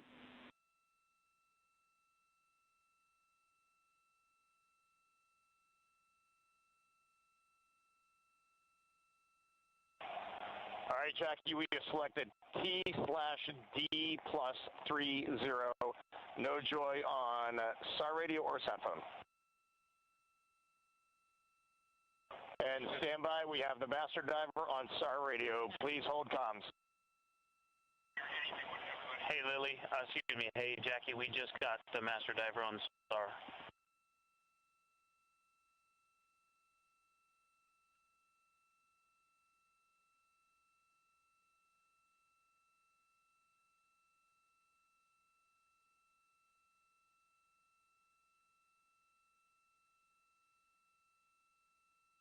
A good view of one of the fast boats. Integrity, Houston, if you are happy with your comm with master diver, you can go back to the 15-minute power down. Okay, stand by. Yeah, we'll confirm here in a second. The crew on board Integrity coordinating with the flight control team in Houston here in Mission Control on the timing of the power down of the vehicle, which will be the precursor to the recovery teams approaching the spacecraft. There are no issues with integrity. We've had a bit of broken capability in establishing a SARSAT or satellite phone communications capability between the crew on board Integrity and the recovery team. That will get sorted out here shortly. There's plenty of cooling on board Integrity, so there's no rush to begin the power down. To call you on the sat phone and not getting an answer there either. Concur. We haven't had anything come through.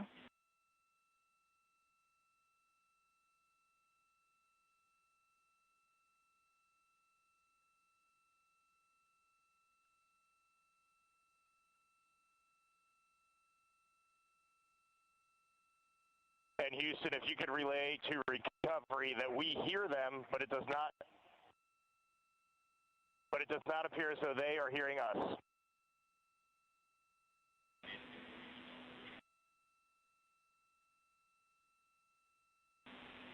Houston copies, and Reed, just to confirm, you are pushing the PTT on the radio.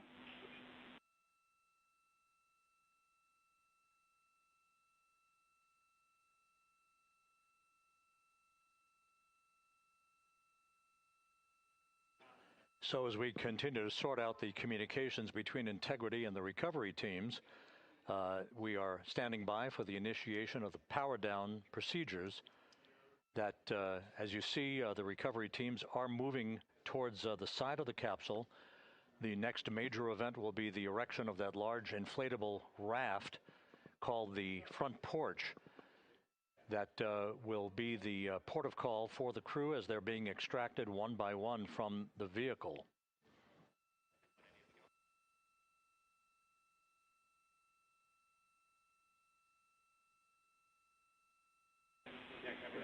Integrity, Houston, for sat phone, we are going to attempt to call you.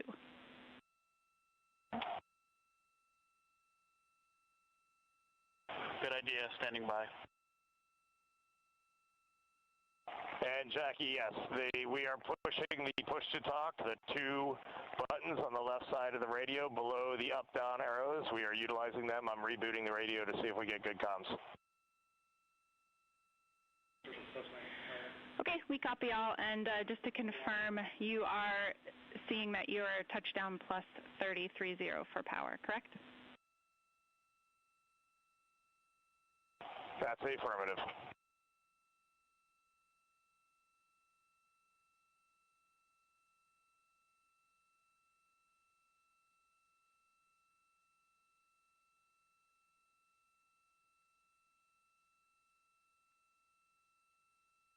We are trying a backdoor approach to have mission control here call the crew on their satellite phone. This is all part of the coordination for the power down of the vehicle that will initiate the actual recovery operation. The first boats with the Navy divers on board are standing by, waiting to close in on Integrity to begin the process of erecting the large inflatable raft that's called the front porch that will be where the astronauts are extracted from so that they can have a few minutes to get their land legs back before they're hoisted aboard the Navy helicopters for the flight back to the deck of the USS John P. Murtha.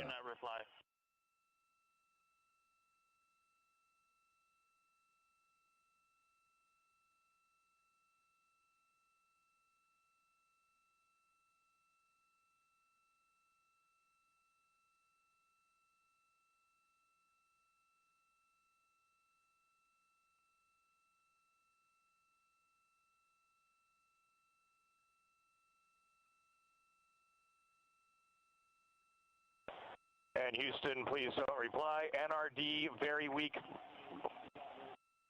but readable. Master diver, we can hear, but they cannot hear us.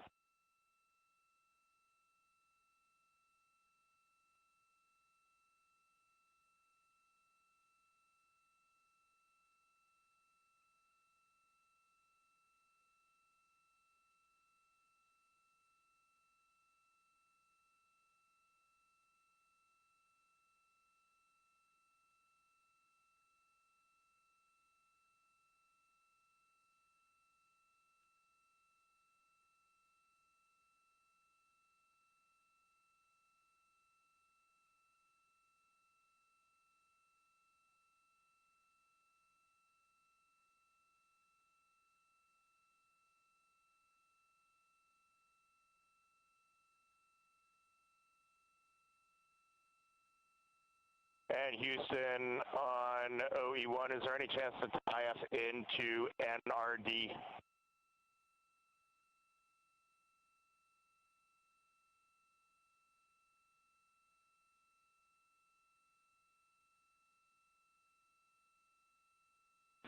Checking.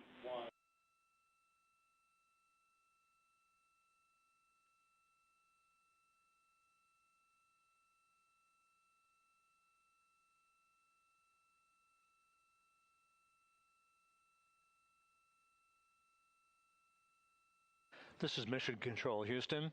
While we stand by for the establishment of communications between Integrity and the recovery team that is basically standing by very close to the spacecraft, we're going to go to the deck of the USS John P. Murtha, where Megan Cruz is standing by with Administrator Jared Isaacman.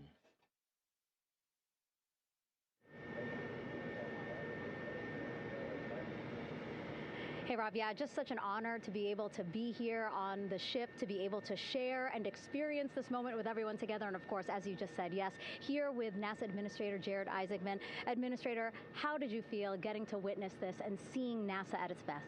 Oh, I mean, I'm honestly, I'm still at a loss for words. I mean, you know, like the childhood Jared right now can't believe what I just saw. I mean, almost been waiting my whole lifetime to see this, and then it's NASA Administrator. I just couldn't be more proud of the entire workforce, the years, the effort, the late nights, all the hard work from across the country that contributed to this incredible moment right now.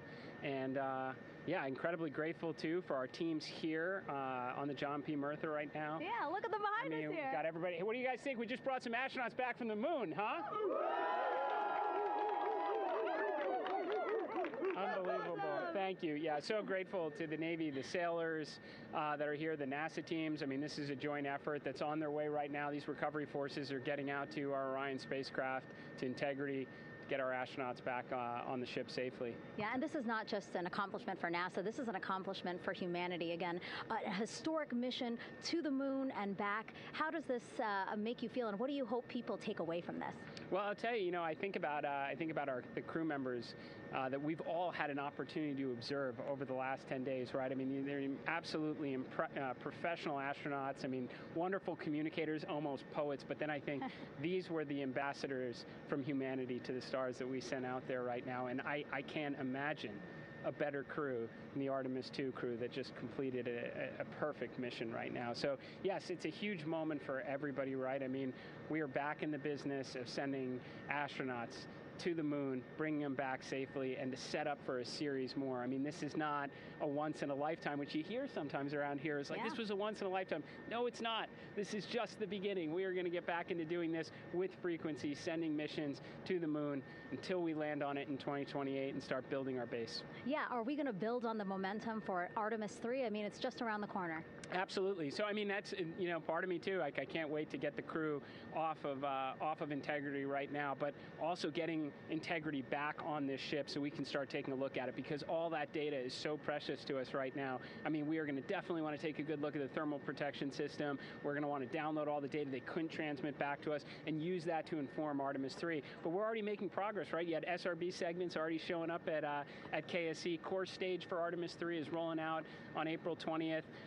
We're getting Mobile Launcher 1 back in vehicle assembly building. So yes, there is a lot to celebrate right now on a mission well accomplished for Artemis 2, and at the same time, we got to start getting ready for 3. Amazing. And last question, you know, for people who joined us for all 10 days to see what we can accomplish together with our international partners, what do you think about the fact that we're going to keep doing this more and more and more?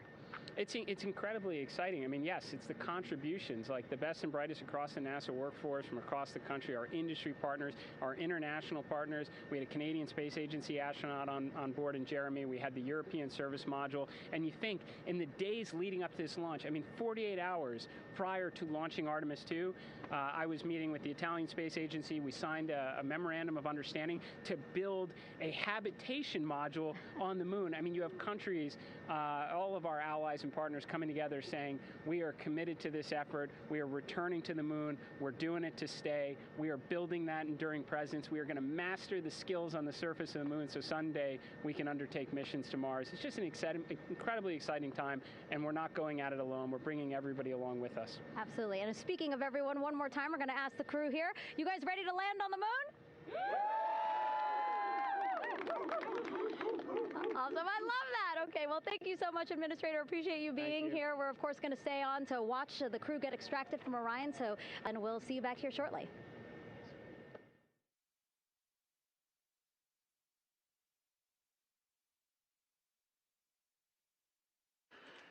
Thank you, Megan, and thank you, Administrator Isaacman.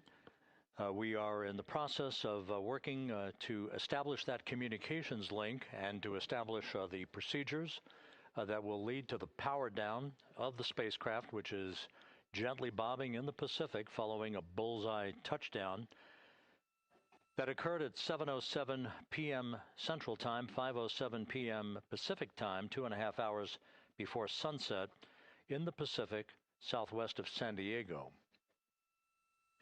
We have once again heard from the crew during that interview opportunity with the administrator, and we have 4 healthy crew members on board.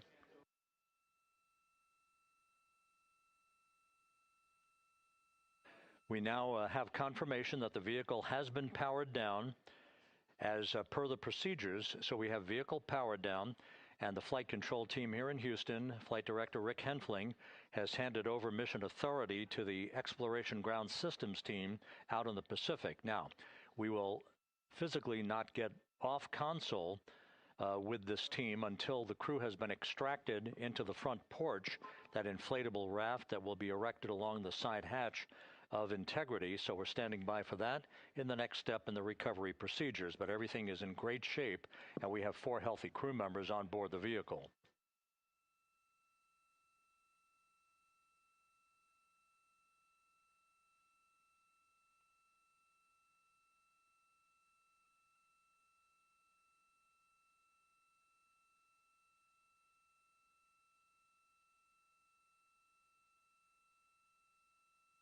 All of the entry events went by the book, no issues, perfect trajectory for Integrity that was culminated with one final raise burn to improve the angle of attack for the vehicle as it entered the Earth's atmosphere. All of that flight dynamics computation worked like a charm.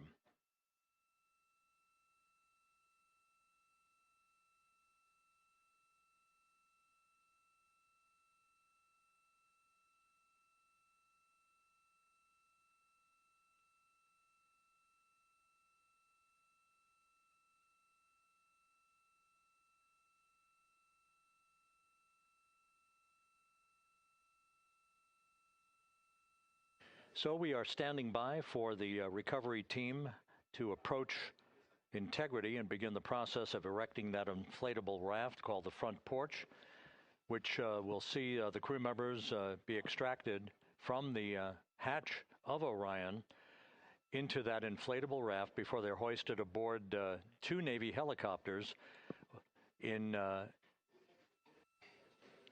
variety of different configurations. Each crew member will be hoisted in sequential fashion, in alternating fashion, 2 crew members for each helicopter before they turn around to head back to the John P. Murtha. Once on the deck of the ship, they'll be brought into medical bay for comprehensive medical exams. But Reed Wiseman has reported several times that the crew is in excellent shape.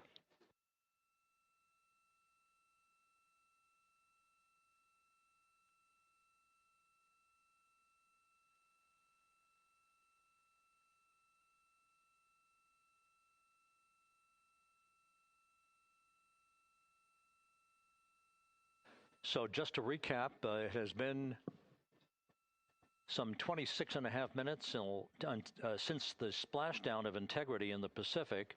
The vehicle is in excellent shape. It performed like a champ all the way down through the Earth's atmosphere. All of the vehicle functions were checked off in excellent trip hammer fashion. The parachutes all deployed as planned. Splashdown occurring at 7:07 p.m. Central Time, 5:07 p.m. Pacific Time.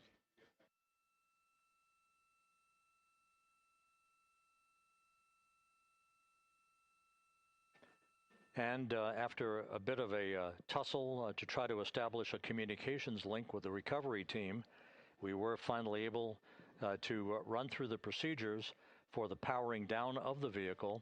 We've handed over mission authority to the Exploration Ground Systems folks out in the Pacific, and the recovery team will be approaching the vehicle shortly to erect the inflatable raft called the front porch before opening the hatch to Integrity to bring the crew members onto that raft before they're hoisted onto two Navy helicopters, two crew members for each helicopter, before they're flown back to the deck of the USS John P. Murtha.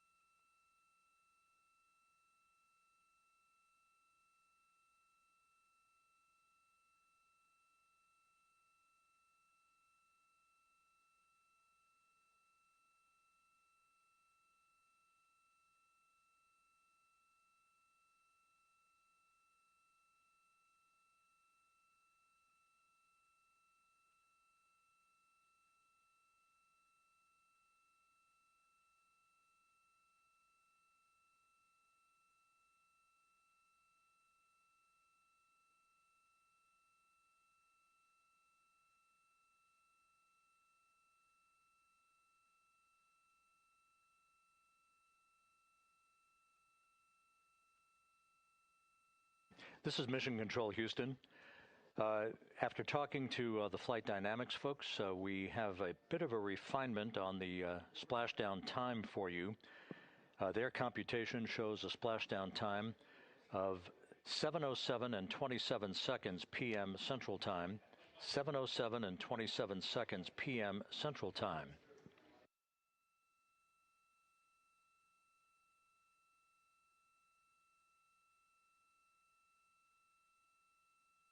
That would equate to a mission elapsed time of 9 days, 1 hour, 32 minutes, and 15 seconds.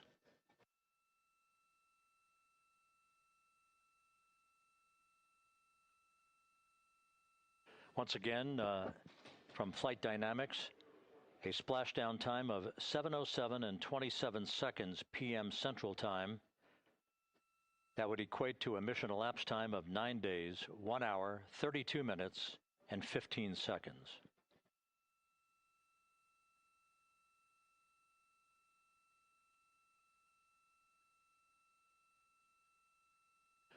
Reports from the Pacific indicate that the recovery team, in communications with the crew aboard Integrity, that the crew remains in excellent shape as they await the approach of the team for a final hazard gas evaluation before they move to the side of the vehicle to erect the inflatable life raft called the front porch.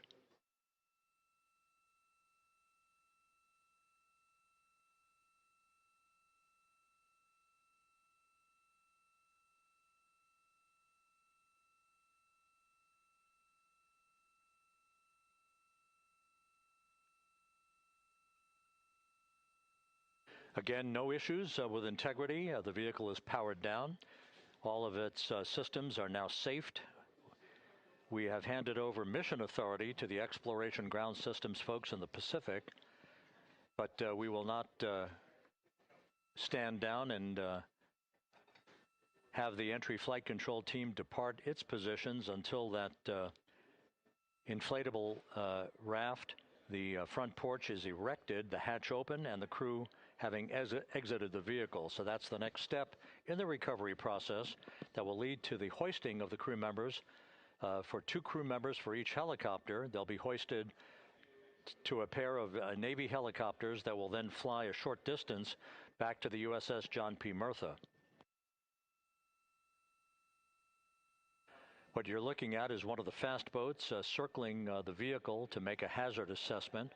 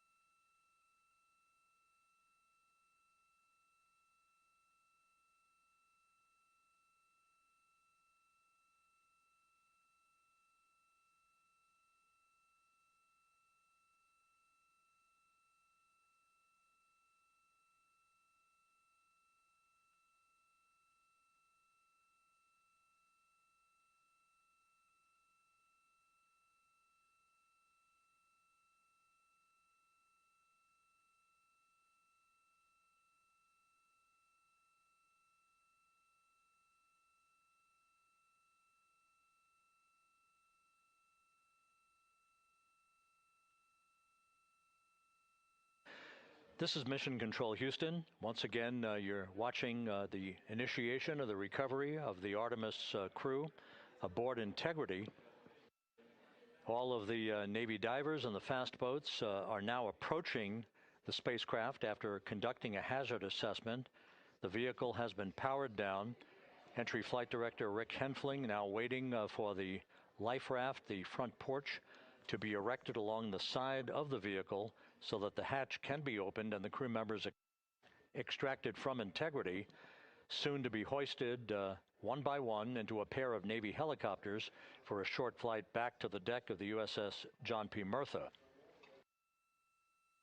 If you missed it earlier, we talked to Flight Dynamics and received a more official touchdown time or splashdown time, as it were, of 7:07 and 27 seconds p.m. Central Time, 5:07 and 27 seconds p.m. Pacific Time. That would equate to a mission elapsed time of 9 days, 1 hour, 32 minutes, and 15 seconds.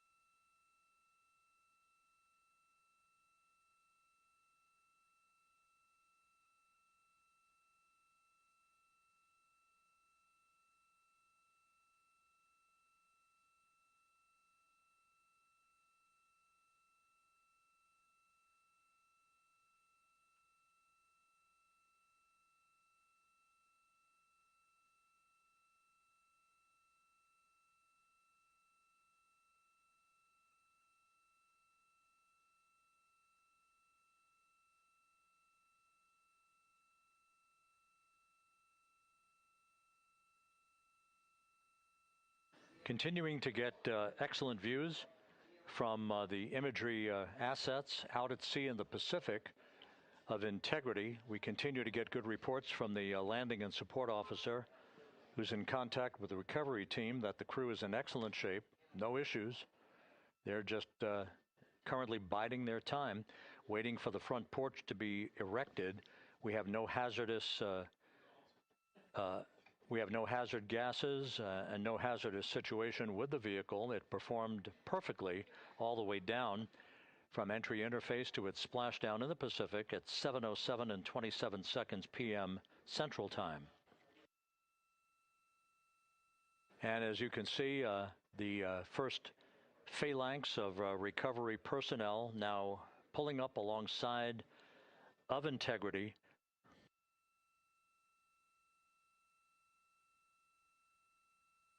This includes Navy divers, a Navy flight surgeon, and other recovery personnel who have trained for several years for this recovery process.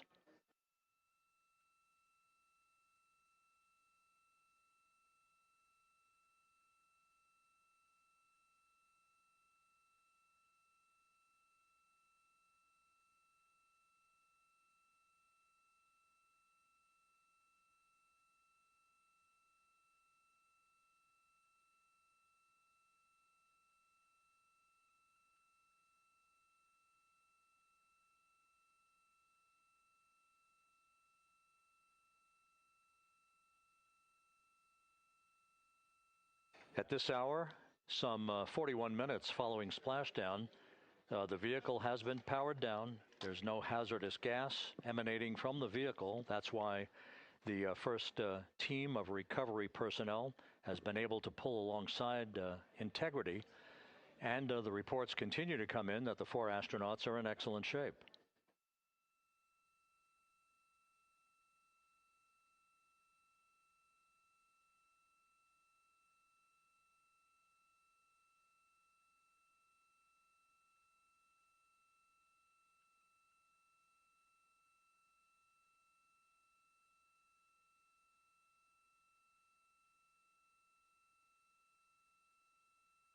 Yes.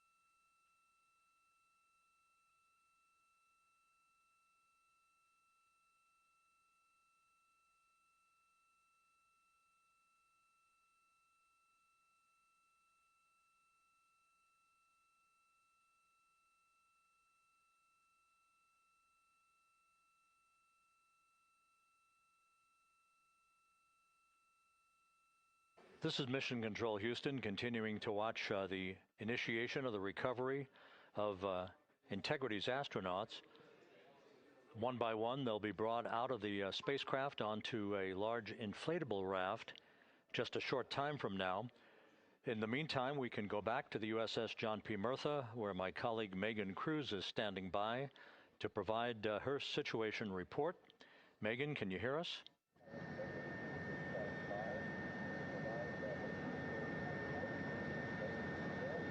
Hey, Rob. Yes, I can hear you. Thank you. Yeah, we're back here on the bow of the recovery ship where there are still plenty of people peering out into the water. We are not very far from the action everyone is seeing on their screen now. The Orion spacecraft, Integrity, in the ocean, surrounded by a number of recovery boats.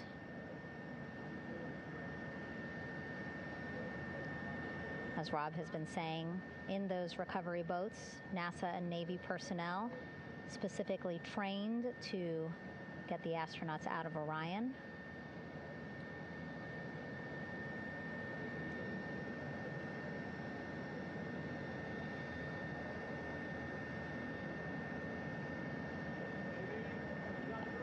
In some of our wide shots, you can probably see that there are 6 boats out in the water. More than 40 people out in the water right now on those boats.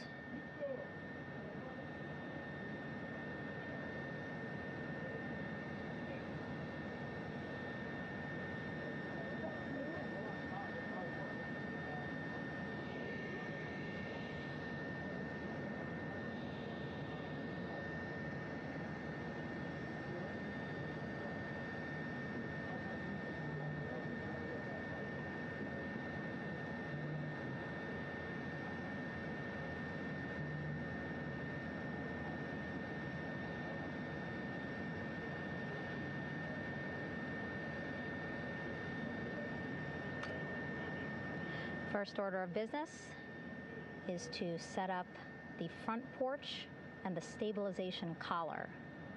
You might also hear it referred to as a stab collar.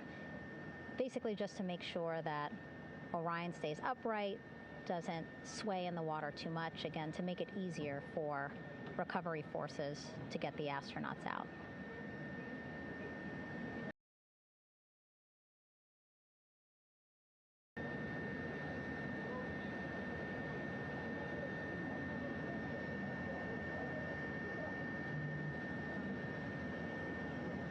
Again, we splashed down in the Pacific Ocean just after 5 p.m. Pacific time here. It's a requirement by NASA to be able to get the crew out of Orion within 2 hours of splashdown. So doing great on time so far. Plenty of time. No rush either. I was speaking to NASA flight surgeon Rick Schuring earlier in this broadcast, and he said to me, no rush to get the crew out. Just want to make sure that they're feeling good, and whenever they're ready to take their step out of Orion and onto that large raft, the front porch, folks will be ready.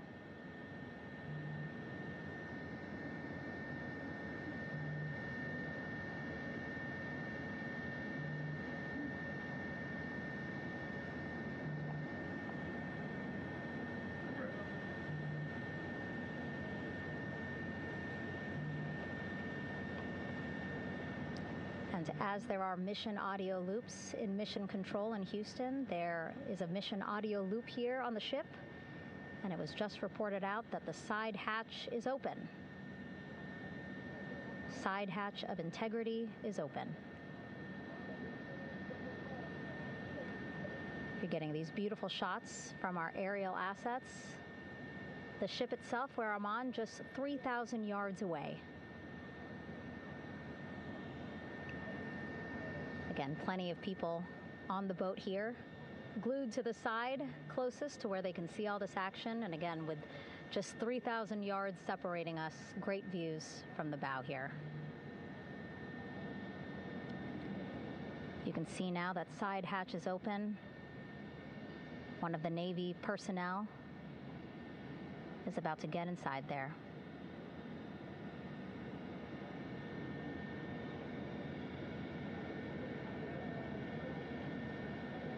In they go. In total, 4 will go into Orion. So it'll be a little bit of a tight squeeze, but the goal is to have a recovery personnel with each astronaut assessing them.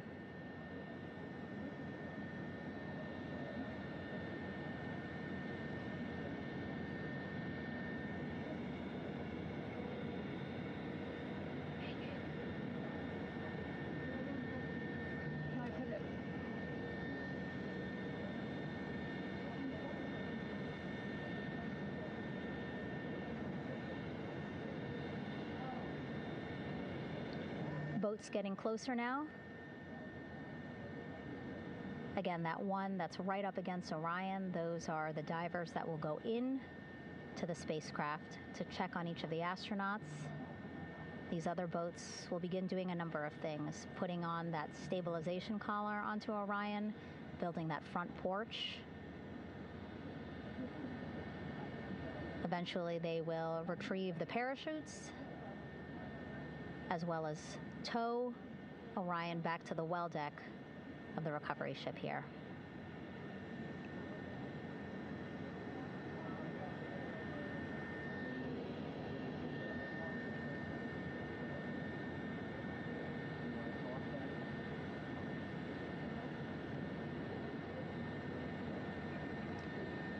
And so as we wait for the Navy and NASA personnel to get their assessment of the crew inside of Orion, why don't we toss it back to Rob for an update? Yeah, thank you, Megan. Here in Mission Control, Flight Director Rick Henfling and the entry team of flight controllers still on duty. The vehicle has been powered down for some time now. There are no hazardous gases emanating from integrity. That, of course, allowed the recovery personnel to approach the vehicle and then open the hatch to begin the initial medical assessment of the crew, as you just indicated. Now we're standing by for the erection of that inflatable raft, the front porch, alongside of the vehicle that will enable the crew to be extracted one by one onto the raft, have a moment or two to get their land legs back before they're hoisted into 2 hovering Navy helicopters, 2 crew members for each helicopter, for a short flight back to the deck of the USS John P. Murtha. Helicopters, 2 crew members for each helicopter, for a short flight back to the deck of the USS John P. Murtha.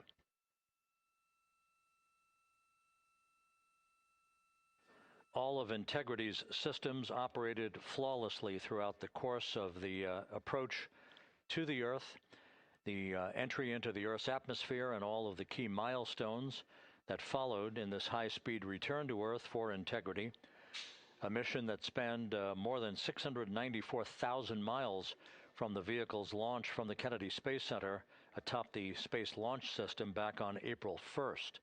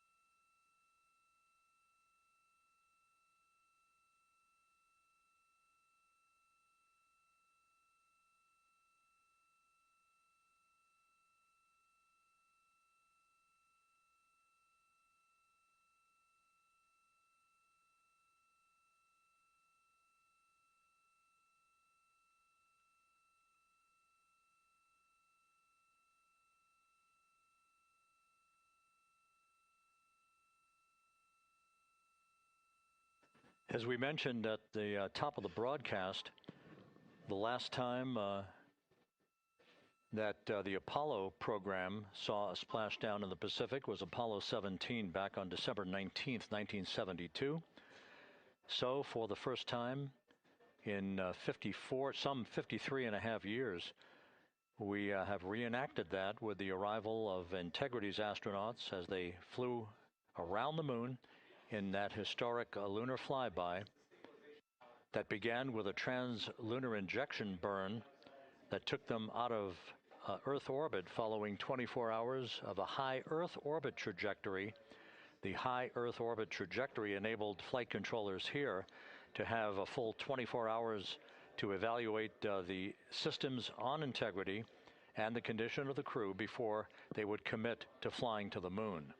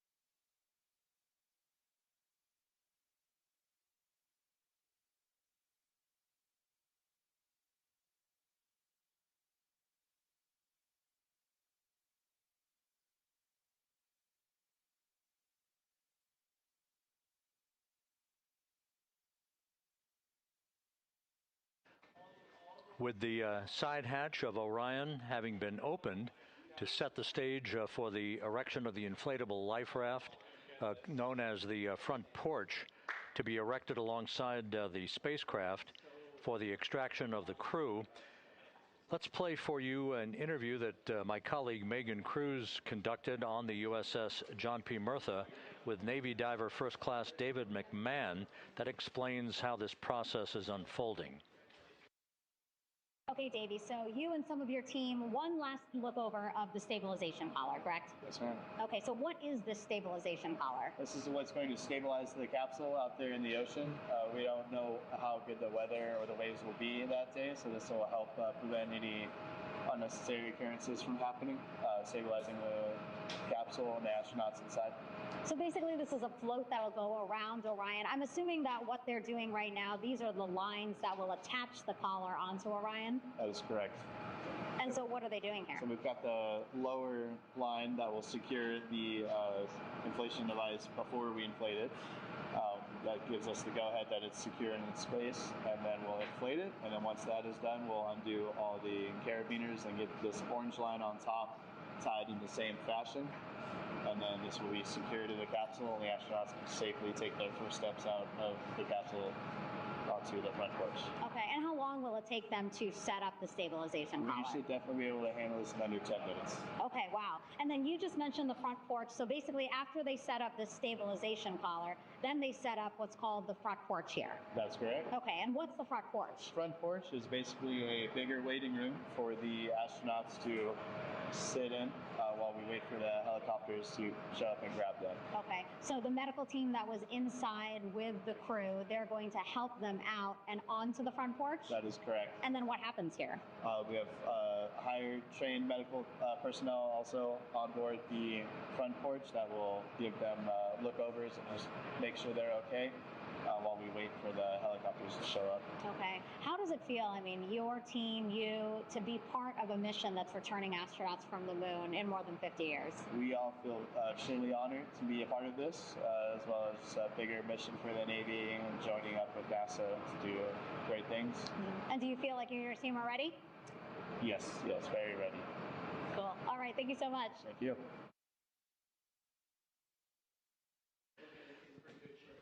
Once again, the recovery operations are continuing out in the Pacific. We shortly should see that life raft, the front porch, erected alongside the side hatch of the vehicle.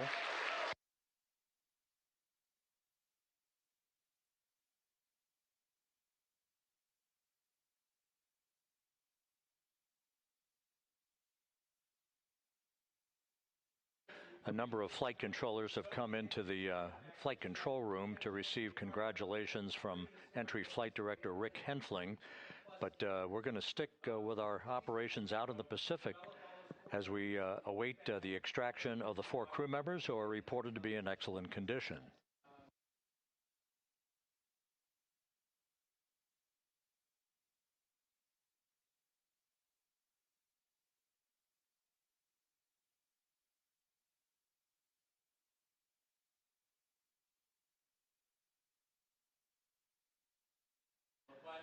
Again, while we stand by for that front porch to be erected alongside of the side hatch of the vehicle, let's go back to the USS John P. Murtha and Megan Cruz. Megan?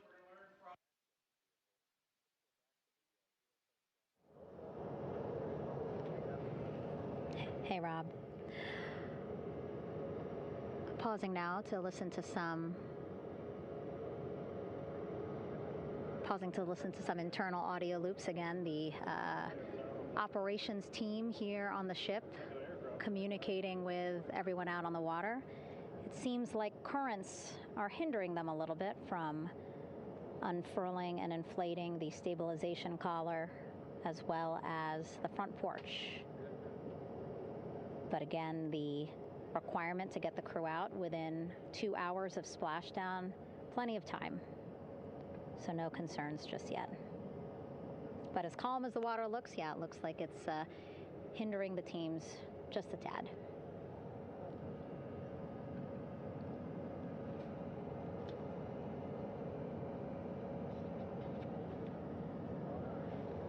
You can see in some of our shots that side hatch still open.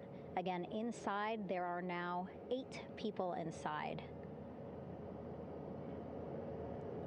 4 divers, Navy divers, all with medical training, each assigned to an astronaut each.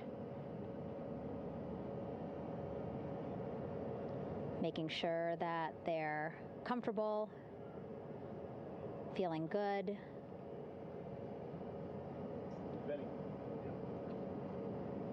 As you've heard us say in the broadcast, you know, they expect a little bit of discomfort. Again, these astronauts just traveled back to Earth at 25,000 miles an hour, a nearly 695,000 mile journey around the moon.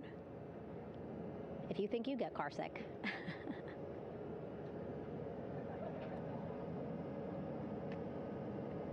Again, 6 boats out there, lots of gear with them, just in case, right? As we said, the crew reported feeling great, but again, all those folks out there in case they weren't, right? NASA is all about making sure we think about every situation that can happen, and so, of course, wanted to be ready in case any of our astronauts needed more medical attention while out there in the water.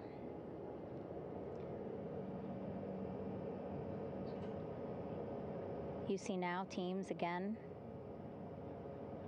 trying to set up the stabilization collar and front porch for the crew to get out of Orion. They need both, right? The stabilization collar will keep Orion from swaying as you see it is doing now.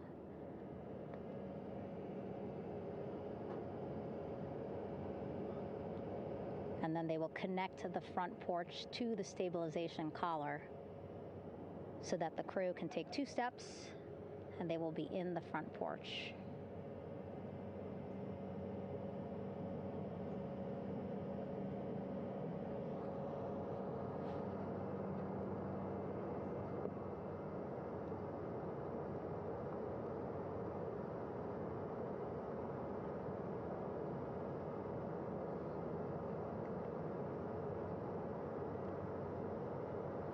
Not a lot of chatter on the mission audio loops. That's a good thing. Again, things proceeding pretty nominally, even if they're fighting some currents out there on the Pacific Ocean.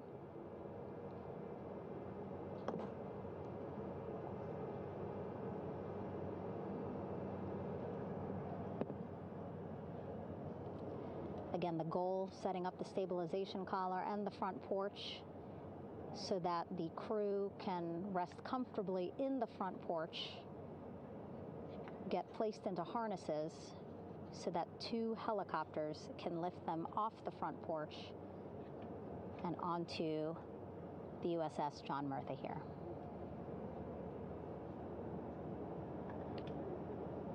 The helicopters are going to take turns picking up an astronaut. So again, Helo 1 and Helo 2.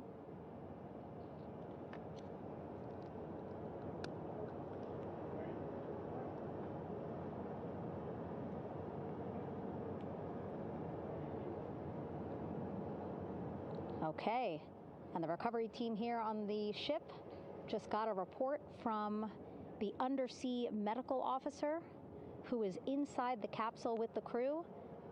He is reporting all 4 members are green.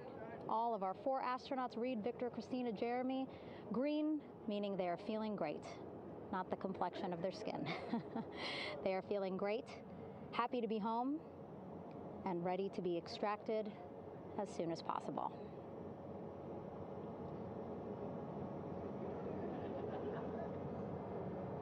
And so, as I was saying, we have 2 helicopters circling the activity you're seeing on the water right now.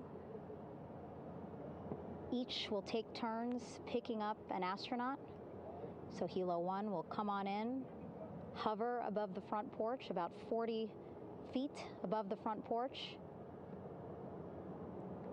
A Navy recovery specialist will be hoisted down into the front porch.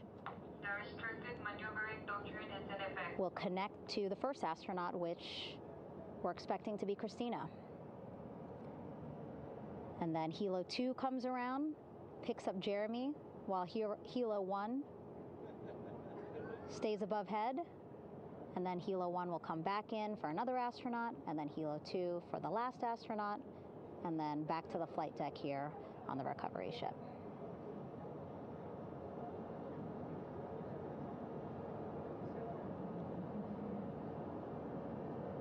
I was talking to Assistant Artemis Recovery Director Paul Sierpinski.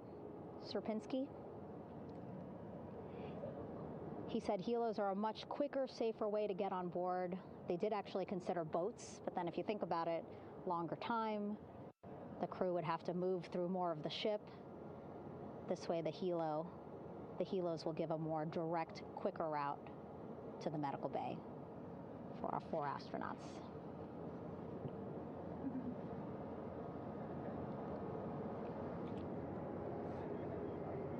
Beautiful shots from our aerial and imagery teams.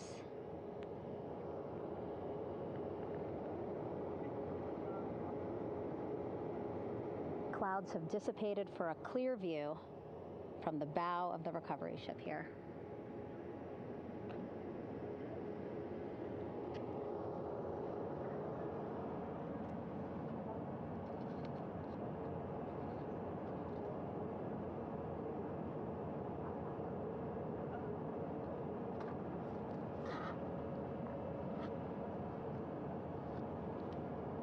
You can still see divers in the water there. Encircling Orion, that is that stabilization collar we've been telling you about. As you saw in that interview just a few minutes ago, they have to first connect it to Orion, and then once it's secured onto Orion, they can inflate it, and then they'll further secure it with other harnesses and lines.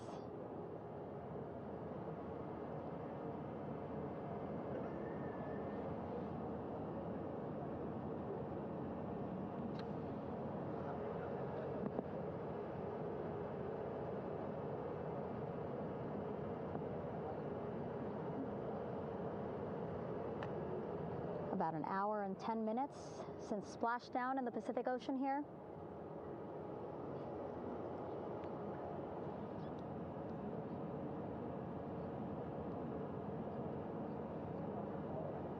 Reed, Victor, Christina, and Jeremy back home after a history-making mission to the moon and back.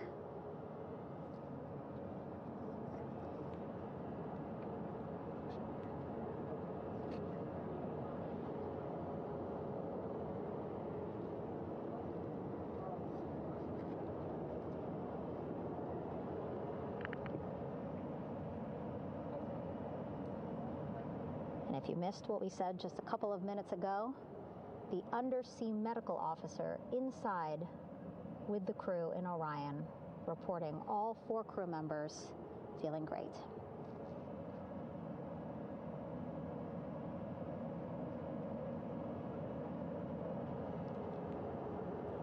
Progress being made there on the stabilization collar. It looks like they are beginning to inflate it.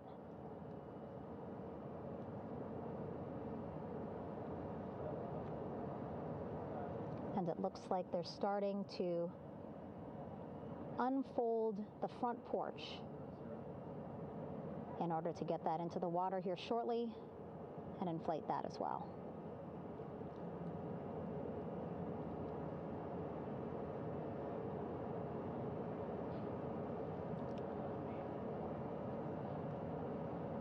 Again, more than 40 people out in the water right now.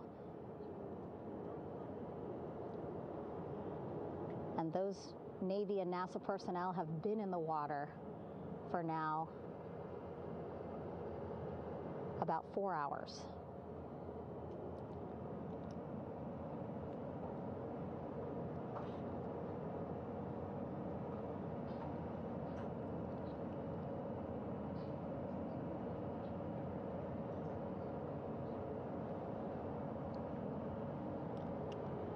The reason why they had to get out so early is just to stage everything. And actually here on the ship, when there are flight operations happening, you can't have anything else, right? Just because the flight deck can be a dangerous place, so they just want to focus on planes coming and going from the ship, so that's why they wanted to get the boats in the water to make sure that they have all the time they needed for the flight ops.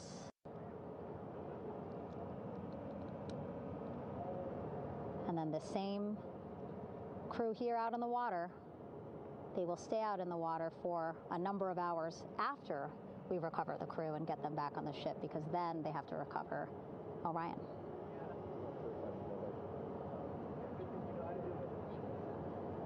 All right, that stabilization collar looking good around Orion.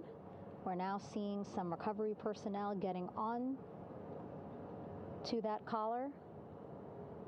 Again, they need to further attach it to Orion to make sure that it can really prop up the spacecraft. It's basically lifting it up off of the water just a tad. Again, so it's not so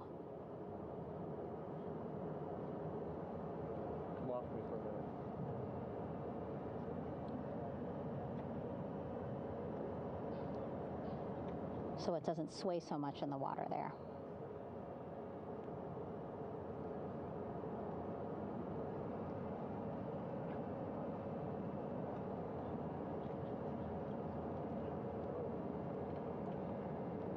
And now that front porch looks like it's nearly fully inflated as well.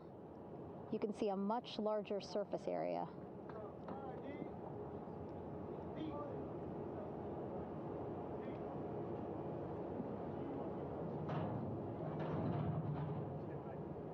And so once the crew get out of Orion, they can stretch their legs a little bit on this front porch, get some fresh air.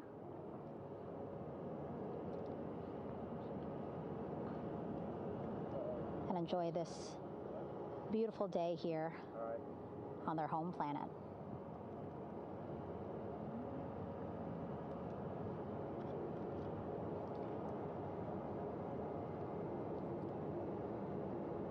It appears teams now are about to connect the front porch to the stabilization collar.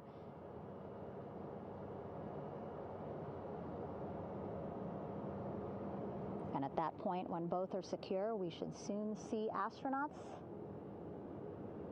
come out of Orion.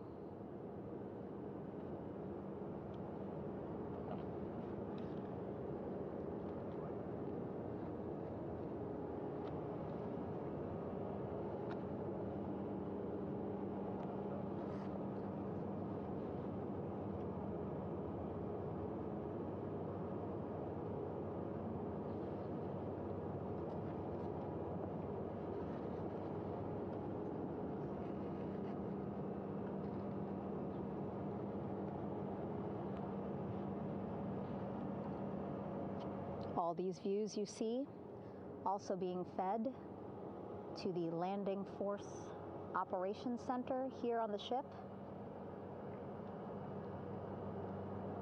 Of course, it is very important for our recovery teams leading the mission to have all the views that you're seeing as well.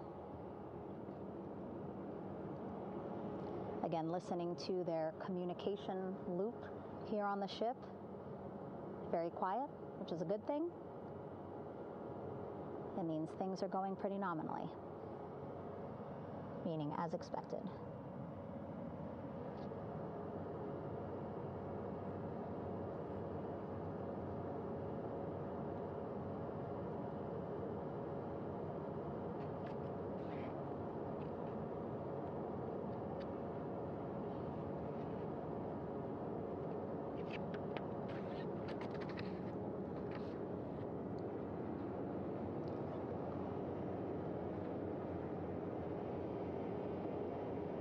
Again, all this activity happening just 3,000 yards away from the ship. So that means this will be a very quick flight back on the helicopters for the crew.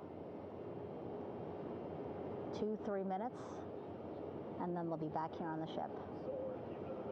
I know.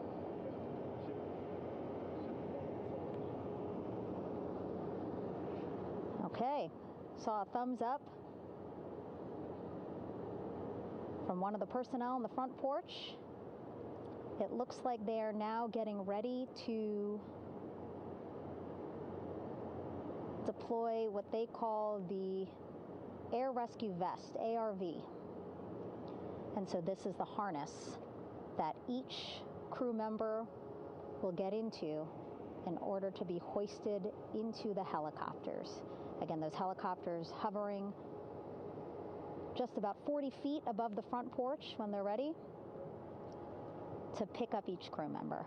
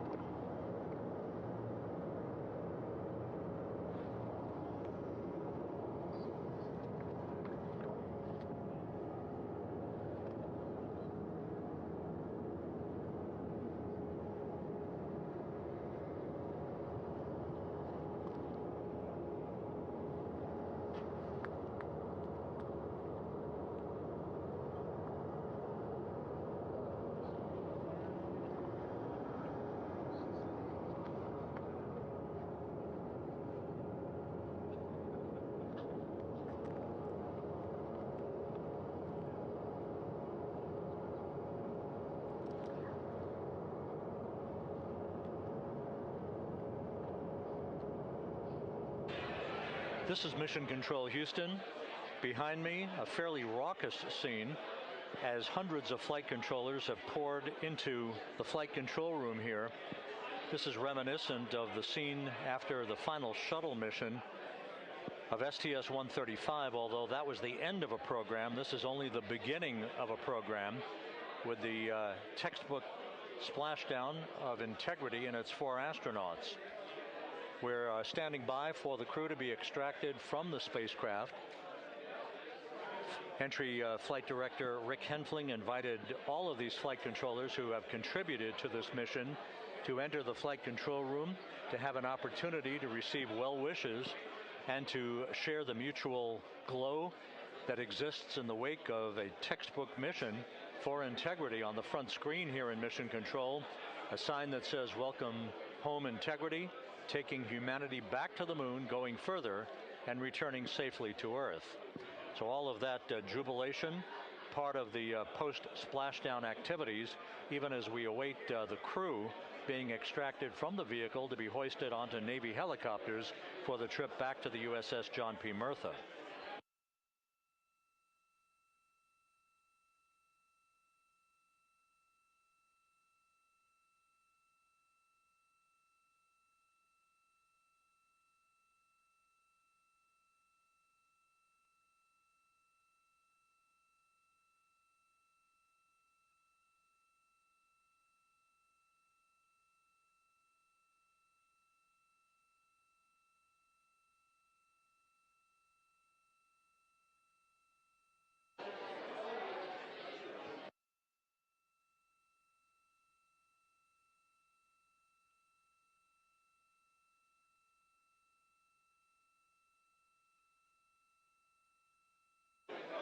Once again here in Mission Control, this view of the Artemis flight control room, known as the White Flight Control Room. This is the old shuttle flight control room, and now is the home of Artemis missions to the moon and beyond.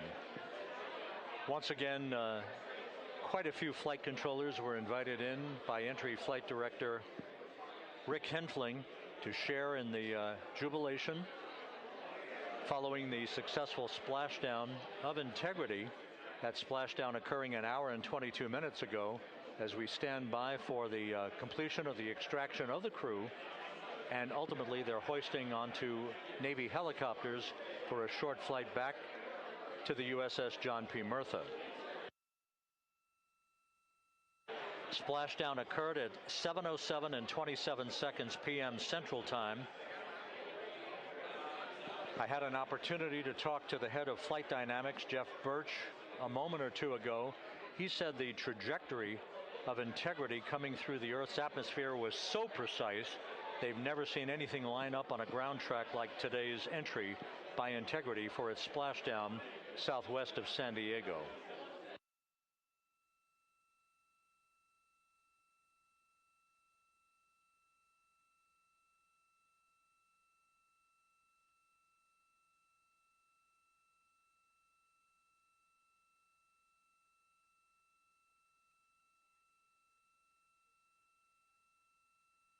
And the initial, you can hear it.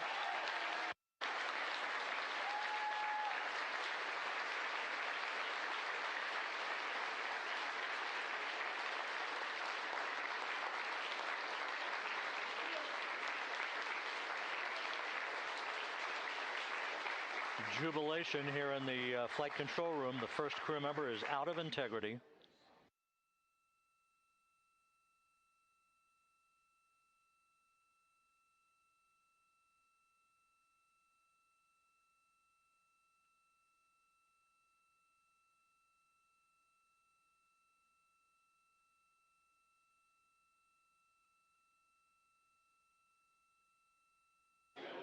We are expecting the other crew members momentarily to be extracted.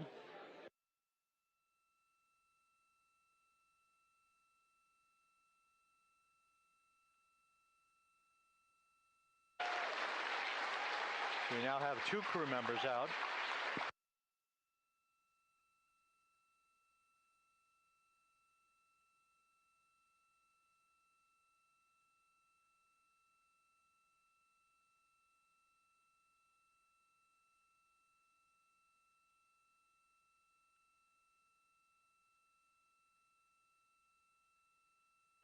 Two crew members out, 2 to go.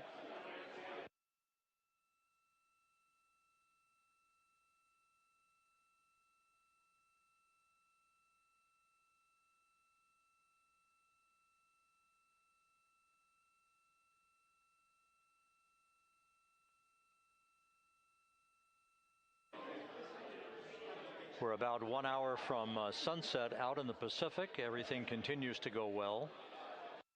Integrity's systems function perfectly during its entry back to Earth.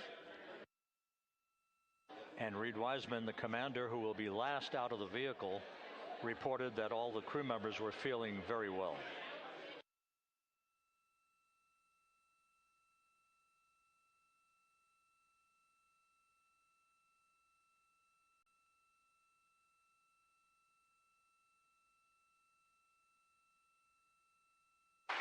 Crew member number 3 now out.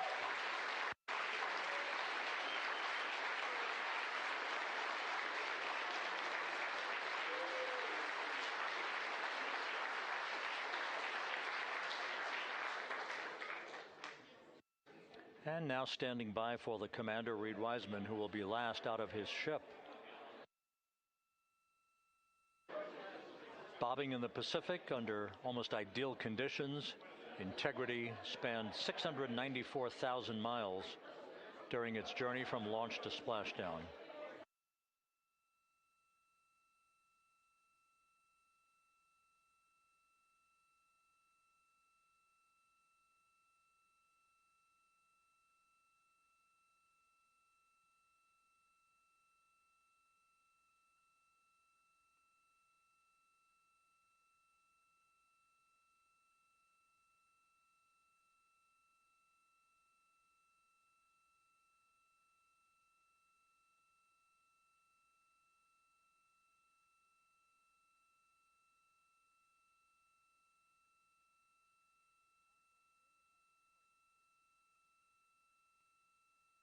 And we now have Reed Wiseman out of the vehicle, all 4 crew members now out of Integrity.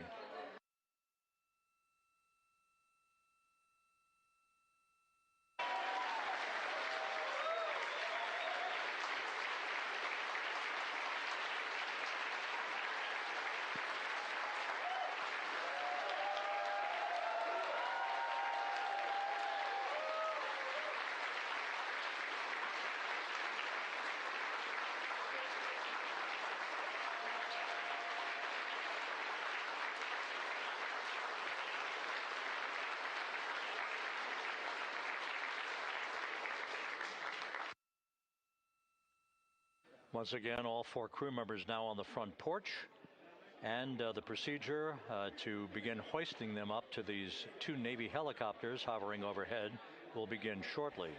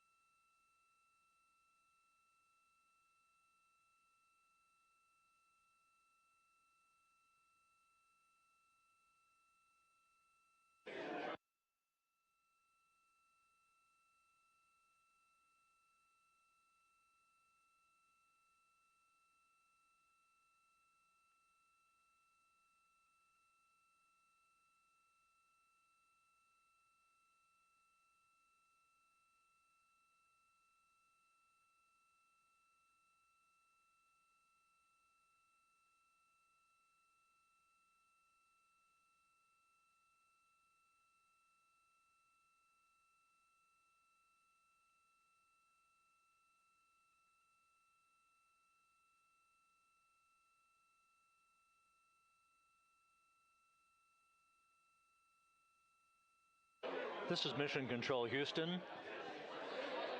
The mission is over, but the melody lingers on as jubilation continues here in the flight control room. We should be expecting NASA's Associate Administrator, Amit Kshatriya, to be joining us shortly for a short interview while the recovery operations continue out in the Pacific. So we'll stand by for that. And then we'll turn it back over to Megan Cruz aboard the USS John P. Murtha.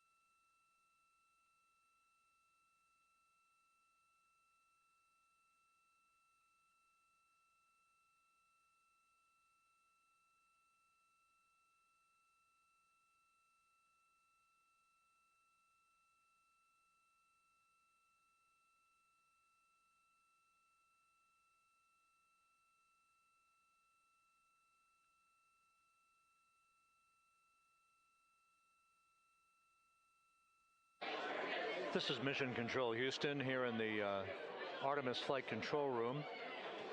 A number of flight controllers basking in the glory of the successful end of this mission that carried 4 astronauts around the moon on a lunar flyby, and the first test flight of Orion with crew members on board. Splashdown occurring an hour and 32 minutes ago after a flawless descent back into the Earth's atmosphere for the vehicle. Its 4 crew members in good shape, simply enjoying their time right now on the front porch, as it were, the inflatable raft alongside of their Integrity spacecraft. We're expecting Amit Kshatriya, the NASA Associate Administrator, to join us here momentarily for a brief interview before we turn it back over to Megan Cruz aboard the USS John P. Murtha, the recovery ship.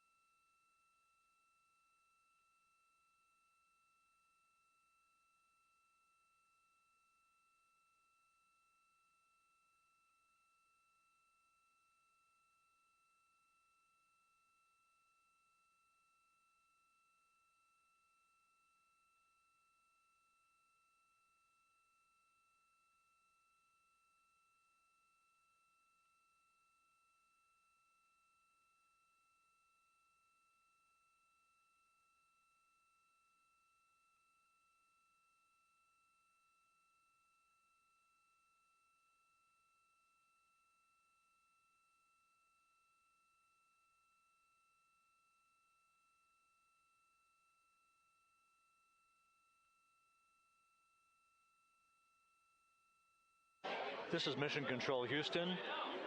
We're about an hour and 34 minutes since the textbook splashdown of integrity in the Pacific to bring home our astronauts. And with us now is Amit Kshatriya, the NASA Associate Administrator. Amit, a little bit of history made tonight, a little bit of history made over the past few weeks. Your thoughts as this team here basks in the glow of what they just accomplished? Yeah, Rob, we're here in the control center, and it's kind of overrun with jubilant folks in the Mission Control Houston, as well as engineering, and folks that just want to be here, part of it, as we watch our crew get extracted from the vehicle. And, you know, my thought is always about these teams, the team that's in the water right now, pulling the crew out, the team here in Houston that worked so hard over the last 10 days, no sleep to get this done. You know, we still have some work to do to get the crew to the med bay here on the ship. They all look great coming out, so hopefully that won't be too long. You know, I think we saw the administrator on the boat too, giving his thanks to the Navy team on the Mirtha, which they're just an incredible group of sailors. I was able to visit with them a couple weeks ago. And then if you pull it all the way back to the workers and the folks that joined the rocket at Michoud, that made the heat shield tiles, that held together tonight, that stacked the vehicle in Florida, that integrated the vehicle in Denver, that fired the engines in Stennis, that fired the boosters in Promontory. I mean, this is the entire team, coming together and being tested by the environment that this machine went through, and they did it right. The work was good. They did it right. You've said in a number of briefings, of course, and in other forums that this is just the first step. The cadence has to step up, as the administrator has indicated. Now, it's a little early for the full report card on how integrity did, but did this mission ultimately, from your eyes' view, exceed expectations? It absolutely did. I mean, I was waiting to talk about this until we were in the water, and I think we still have, again, work to do to bring it in and really kind of go through it bolt by bolt and see what we learned. But I mean, so far, given what we learned during the mission and given how we performed on ascent, on entry, I always think about energy in terms of the states that you worry about the most, and every time we put these machines through these incredibly energetic states that came through. So I'm fairly confident that we made a big step tonight to get us on the path towards the surface. I think the path to the surface is open now. We do have to do all the work, and we'll make sure we talk about that as cleanly as we can. We learned a few things during the mission, but I have to tell you, this was an incredible test of an incredible machine. From an American psyche standpoint, the Empire State Building was lit up red, white, and blue tonight. Our coverage was seen on baseball stadiums around the major leagues. How captivating was this experience for the American people, for the world, in fact, as we returned to the moon?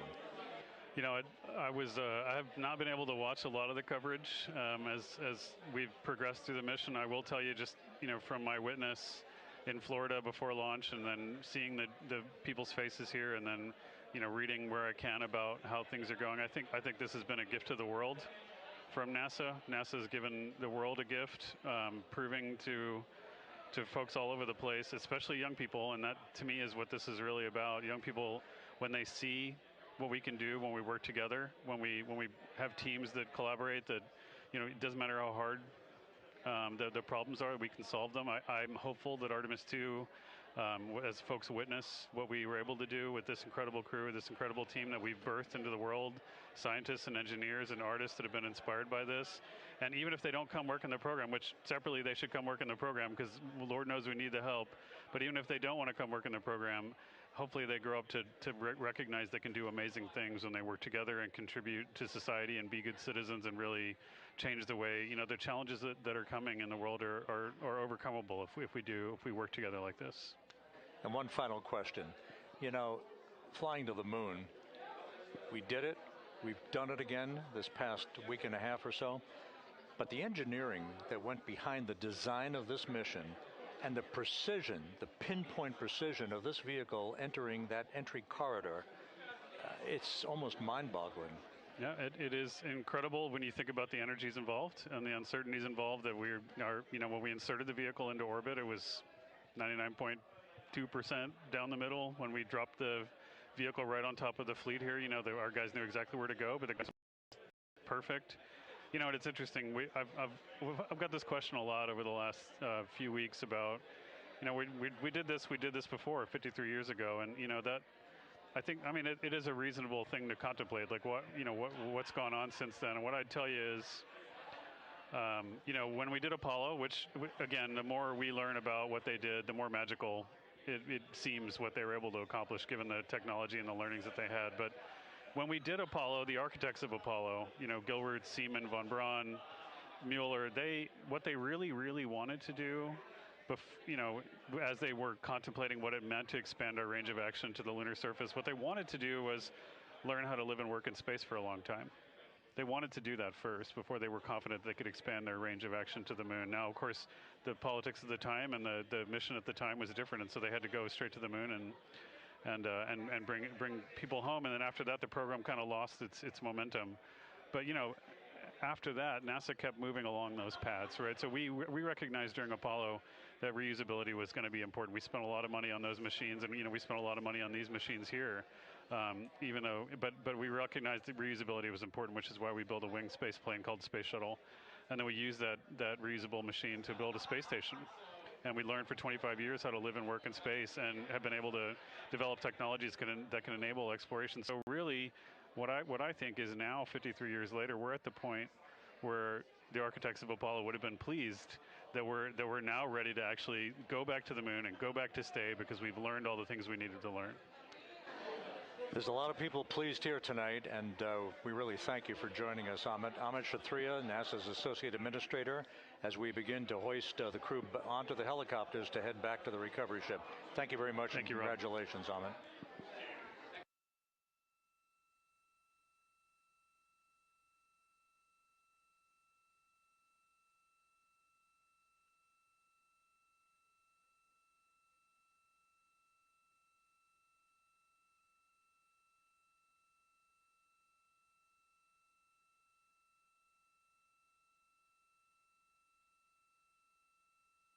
This is Mission Control Houston, with the crew members now beginning to be hoisted aboard the Navy helicopters.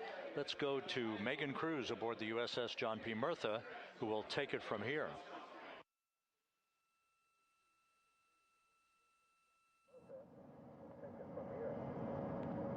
Hey, Rob, yeah, back on the bow of the ship here, we are seeing the helicopters circling Orion, the first one there, having just completed picking up the first astronaut. Helo 2 now, hovering just 40 feet above the front porch, lowering a recovery specialist out of the helicopter. That person will touch down in the front porch just there.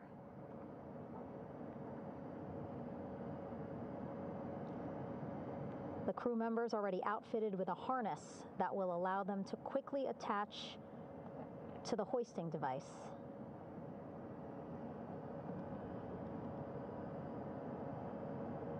Look at the power of those blades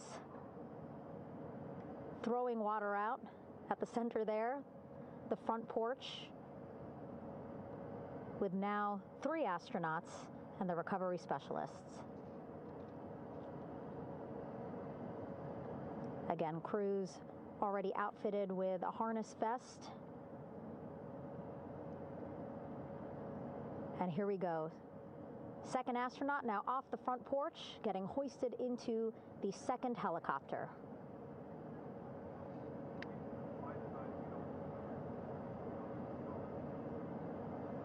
That helicopter will now hover just a distance away to give room for the first helicopter to come back and pick up the third astronaut.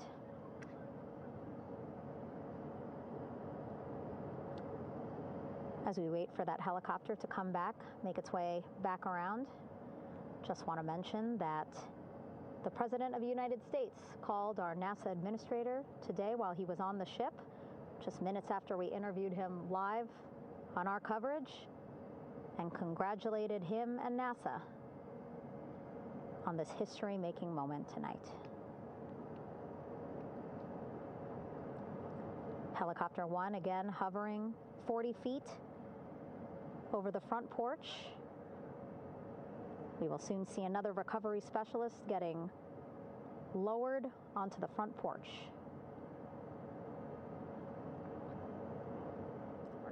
Wow, imagine sitting on that front porch, the wind, the water. But again, the recovery team determined that a helicopter flight back to the ship here would be safer, faster, and more comfortable for our crew who just completed a 10-day mission around the moon. Third astronaut in the air, getting hoisted quickly back into the first helicopter now.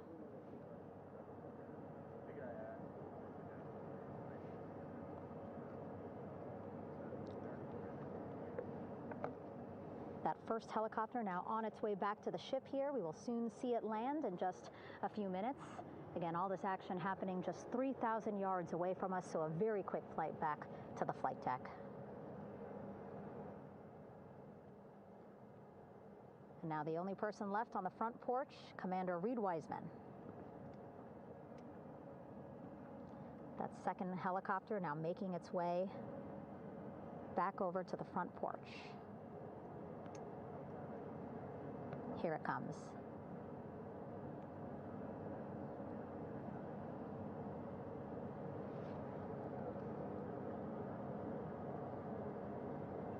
Making its final approach here.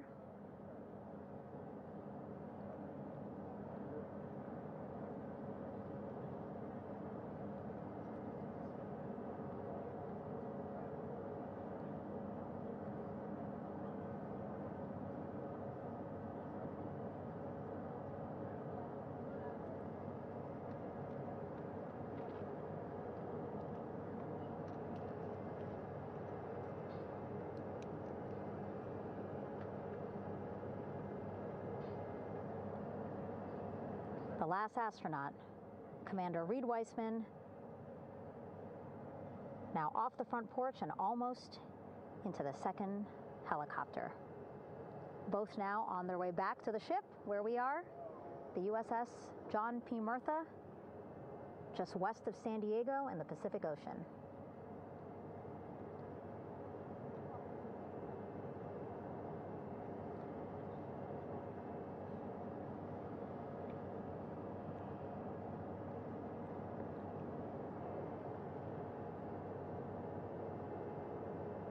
Exciting to see our 4 crew members minutes away from landing on the flight deck here on the recovery ship.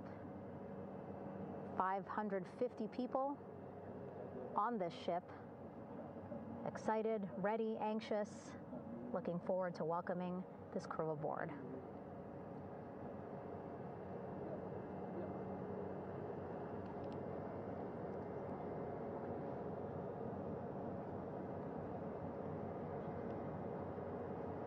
Watching them now with our own eyes. Close to the ship here. Hearing them begin to hover on the flight deck, which is just across from us, here on the bow.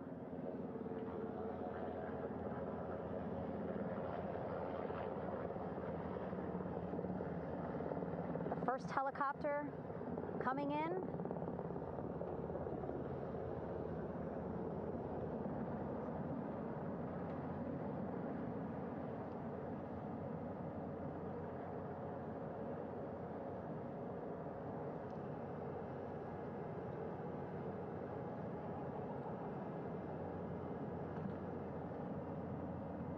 And wheels down. Wheels down of the first helicopter carrying 2 of our Artemis II crew. Pilot Victor Glover and mission specialist Christina Cook.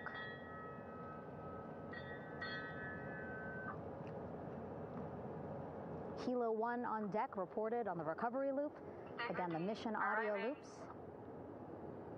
that the recovery team are using here to communicate with one another. And an announcement just made on the ship, integrity incoming. 2 more helicopters on their way to the flight deck, one carrying the crew, the other, one of our imagery helicopters. Again, kudos to our imagery and aerial teams for giving us these beautiful views of history in the making. Set amid a gorgeous, soon-to-be sunset here in the Pacific Ocean.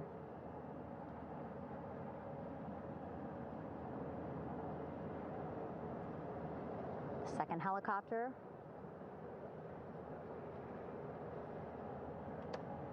making its approach of the flight deck.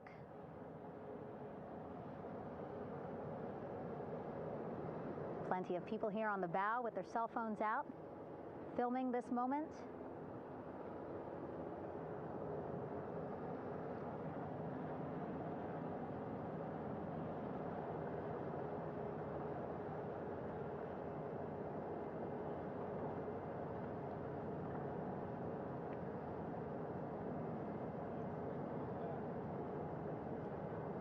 Some impressive flying here by the Navy as we are seconds away from wheels down.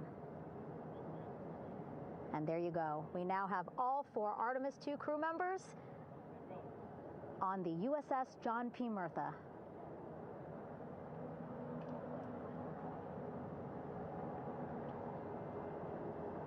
I'm sure they're happy to be out of the water and on this recovery ship with, again, 550 people on board, ready to welcome them home. But first, as we've been saying throughout the broadcast, just making sure the crew feel good. We reported that they were feeling good when they were in Orion, but those were just initial, quick, verbal assessments of how they're feeling. Their destination tonight, the medical bay here on the ship, right after we power down the helicopters here.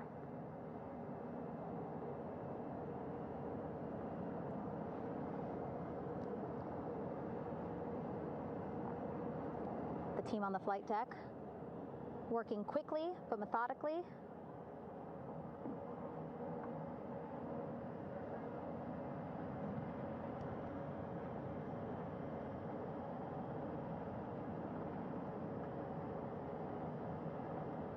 Waiting for just one more helicopter to touch down.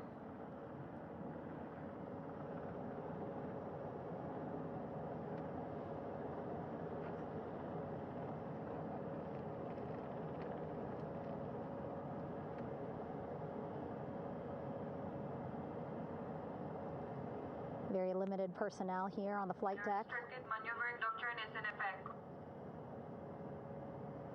As that third helicopter touches down.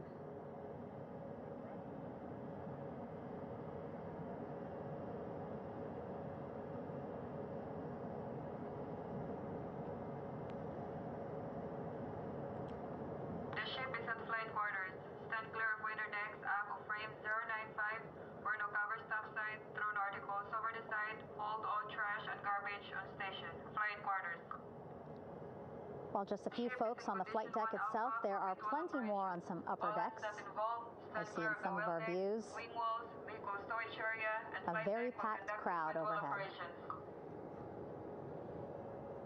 Announcements being made over the ship's loudspeaker system, reminding folks to stay clear of operational areas like the flight deck, so that teams can work quickly to get the crew off of the helicopters and into the medical bay.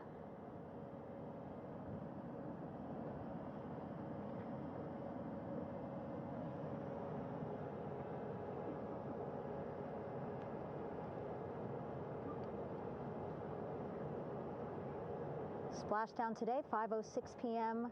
Pacific time. We are within 2 hours of that splashdown time, and already we have all 4 crew members on the flight deck of the USS John P. Murtha.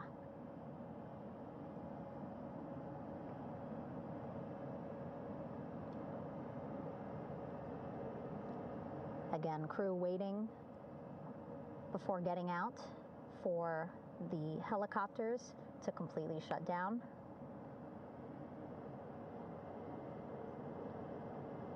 Safety, of course, very important to NASA and the U.S. military.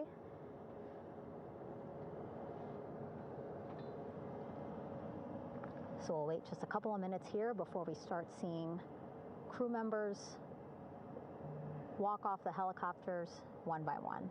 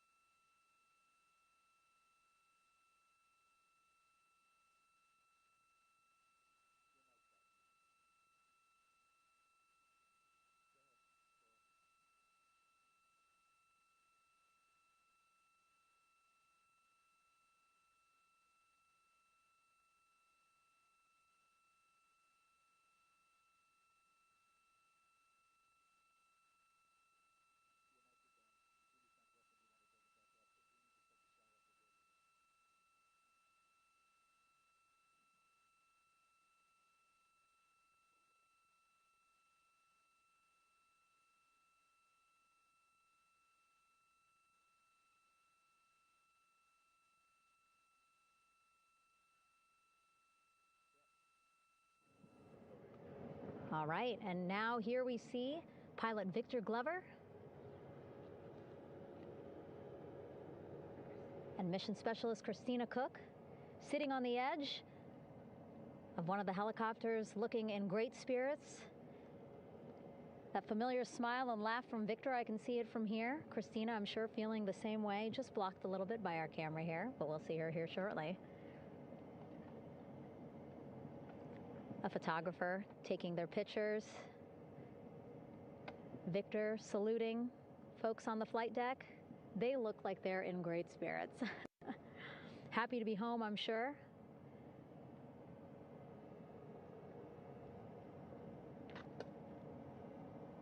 If you're sitting at home, I hope you too are wondering, what would you want to ask them if you got a chance to talk to them? Because that is what I'm thinking about. Getting the opportunity to talk to or ask questions of these 4 astronauts who just made history as the first crew to return to the moon since 1972.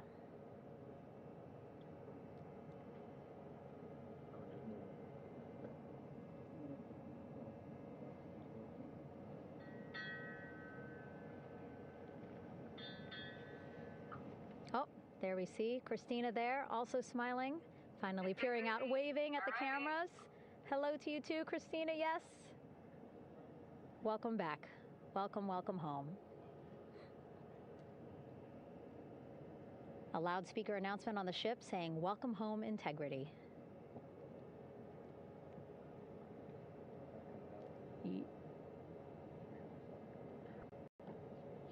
Victor in great spirits. I can't see who he's talking to, but I kind of think that he might be talking to his other 2 crew members.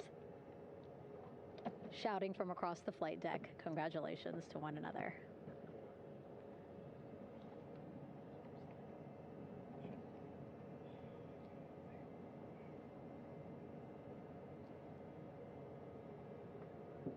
And so now we see some Navy personnel walking up to the helicopter. This is again the first helicopter carrying pilot Victor Glover and mission specialist Christina Cook. Both have taken off their helmets now.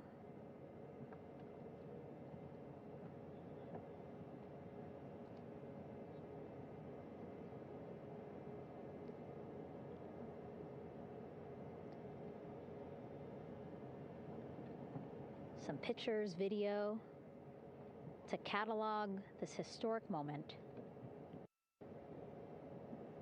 A beautiful sunset just behind them here in the Pacific Ocean. Golden hour. These pictures will be beautiful.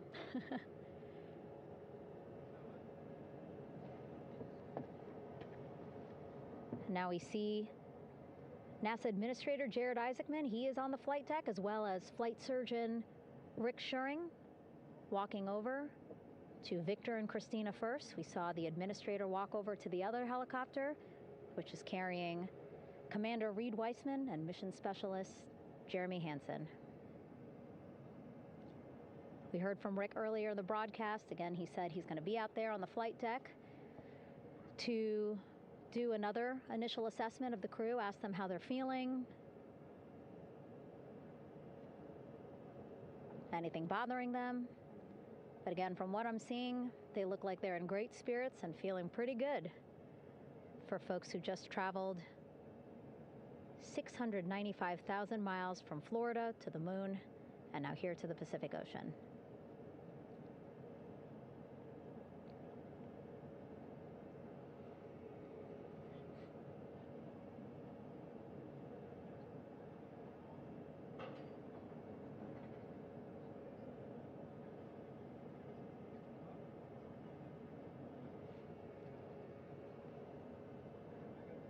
We're now seeing NASA Administrator Jared Isaacman walking across the flight deck. He had been talking to Reed and Jeremy, now approaching Victor and Christina. A hug from Victor, a hug from Christina. What a moment that we're getting to experience together.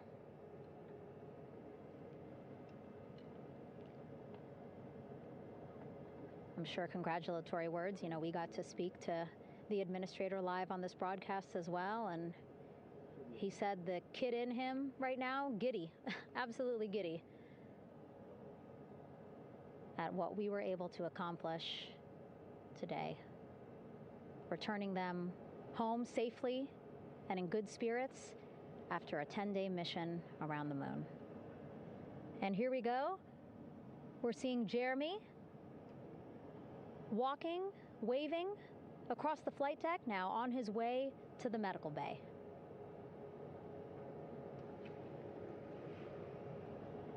It's a short walk, less than a minute. Again, that's why the recovery team decided to use helicopters to get them on the flight deck for that short walk to medical bay. And now on the flight deck, we see the chief of the astronaut office, Scott Tingle. Rick Schuring switching places. He's going over to the other helicopter. Big hugs from Victor, Christina to Scott. Again, a gorgeous sunset setting the stage for this recovery tonight.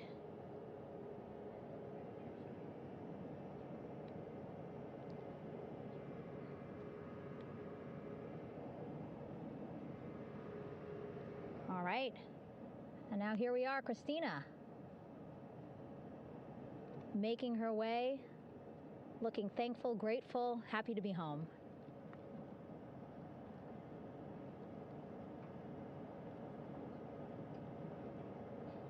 You can see she's looking up. Again, lots of people, just a few levels up off the flight deck, welcoming her home.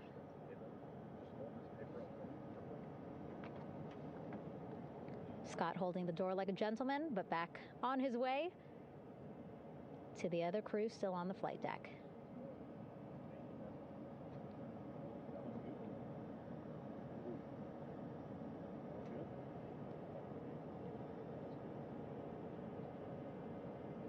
So still on the flight deck, Victor Glover and Reed Weissman. It looks like Victor will be the next one headed to medical bay. More hugs, more hugs. He's a hugger.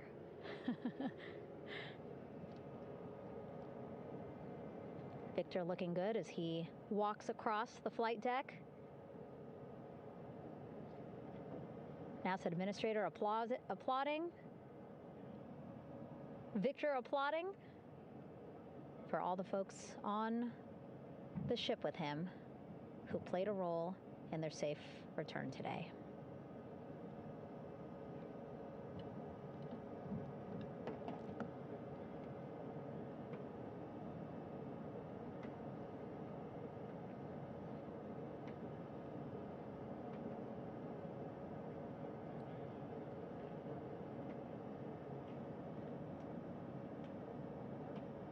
And finally, just one Artemis 2 crew member left on the flight deck, Commander Reed Weissman.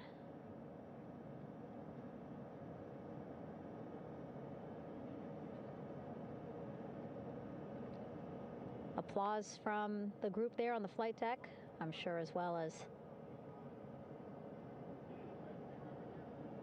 on the level just above them, packed with people. Reed looking good as he takes his steps towards the medical bay.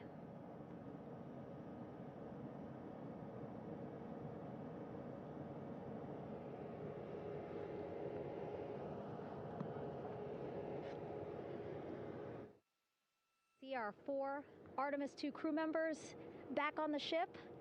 Again, now they will head into medical bay, where they will be assessed by flight surgeons from both NASA as well as the Canadian Space Agency.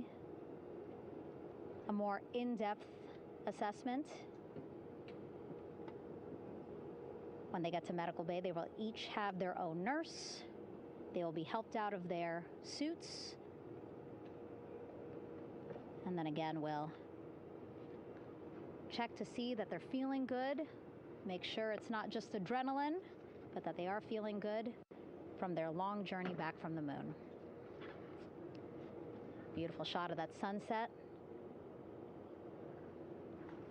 illuminating our flight deck.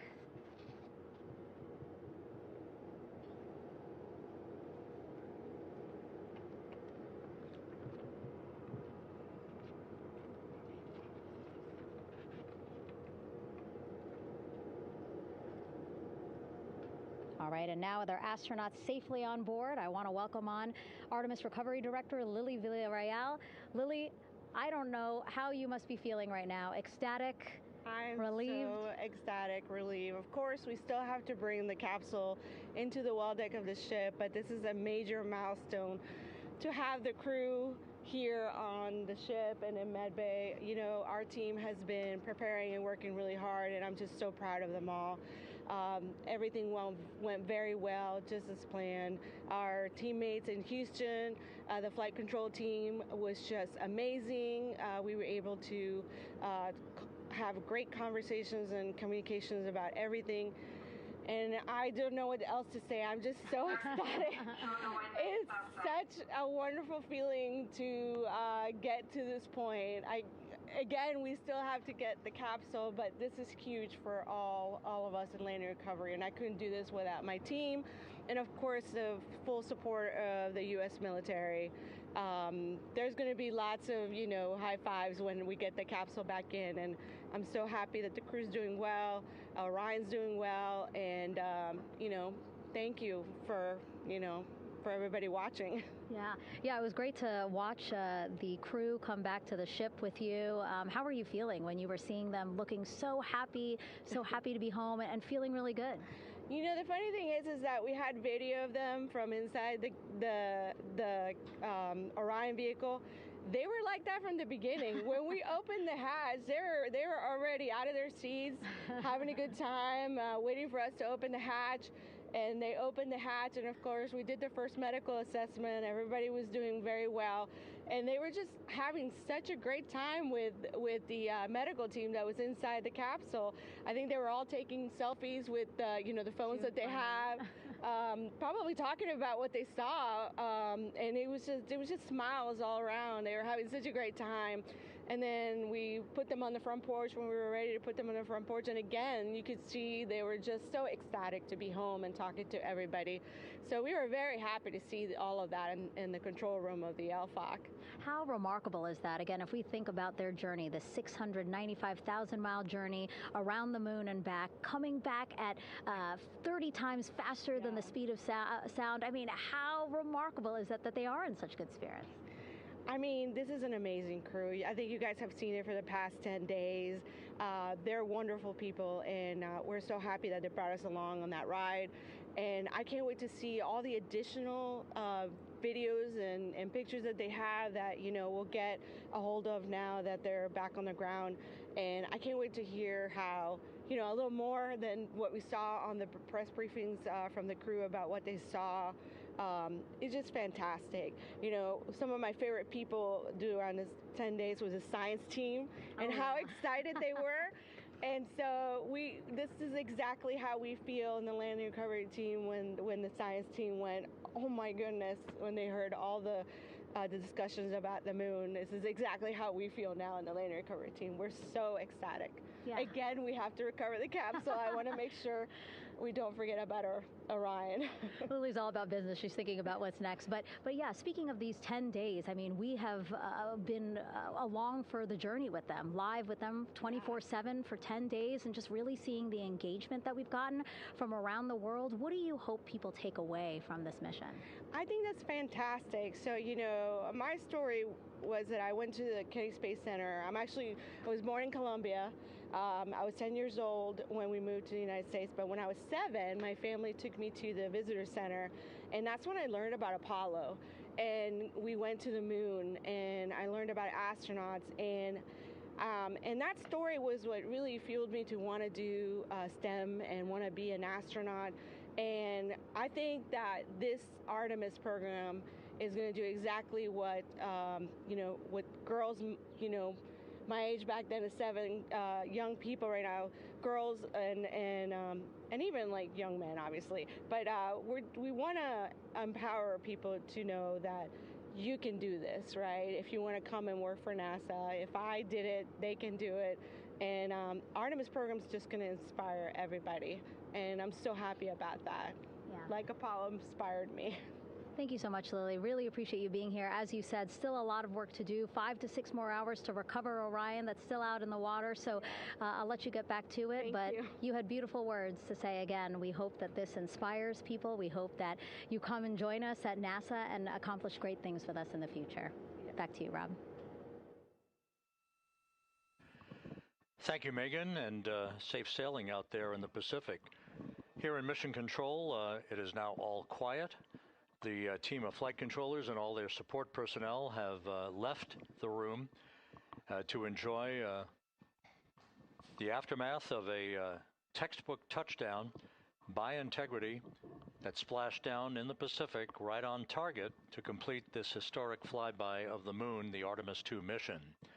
With that, we'll wrap up our coverage for the night and point you to a post-splashdown news conference in 15 minutes at 9:35 p.m. Central Time, 10:35 p.m. Eastern Time, where managers will discuss the return of the Integrity spacecraft and the completion of the Artemis II mission.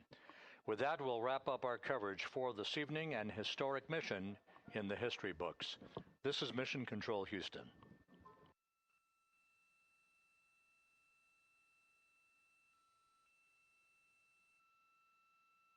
Main chute deploy. And we have 3 good main chutes. Houston Integrity, splashdown, sending post-landing command now. Splashdown confirmed. Copy splashdown, waiting on VLDR. Splashdown confirmed at 7:07 p.m. Central Time, 5:07 p.m. Pacific Time.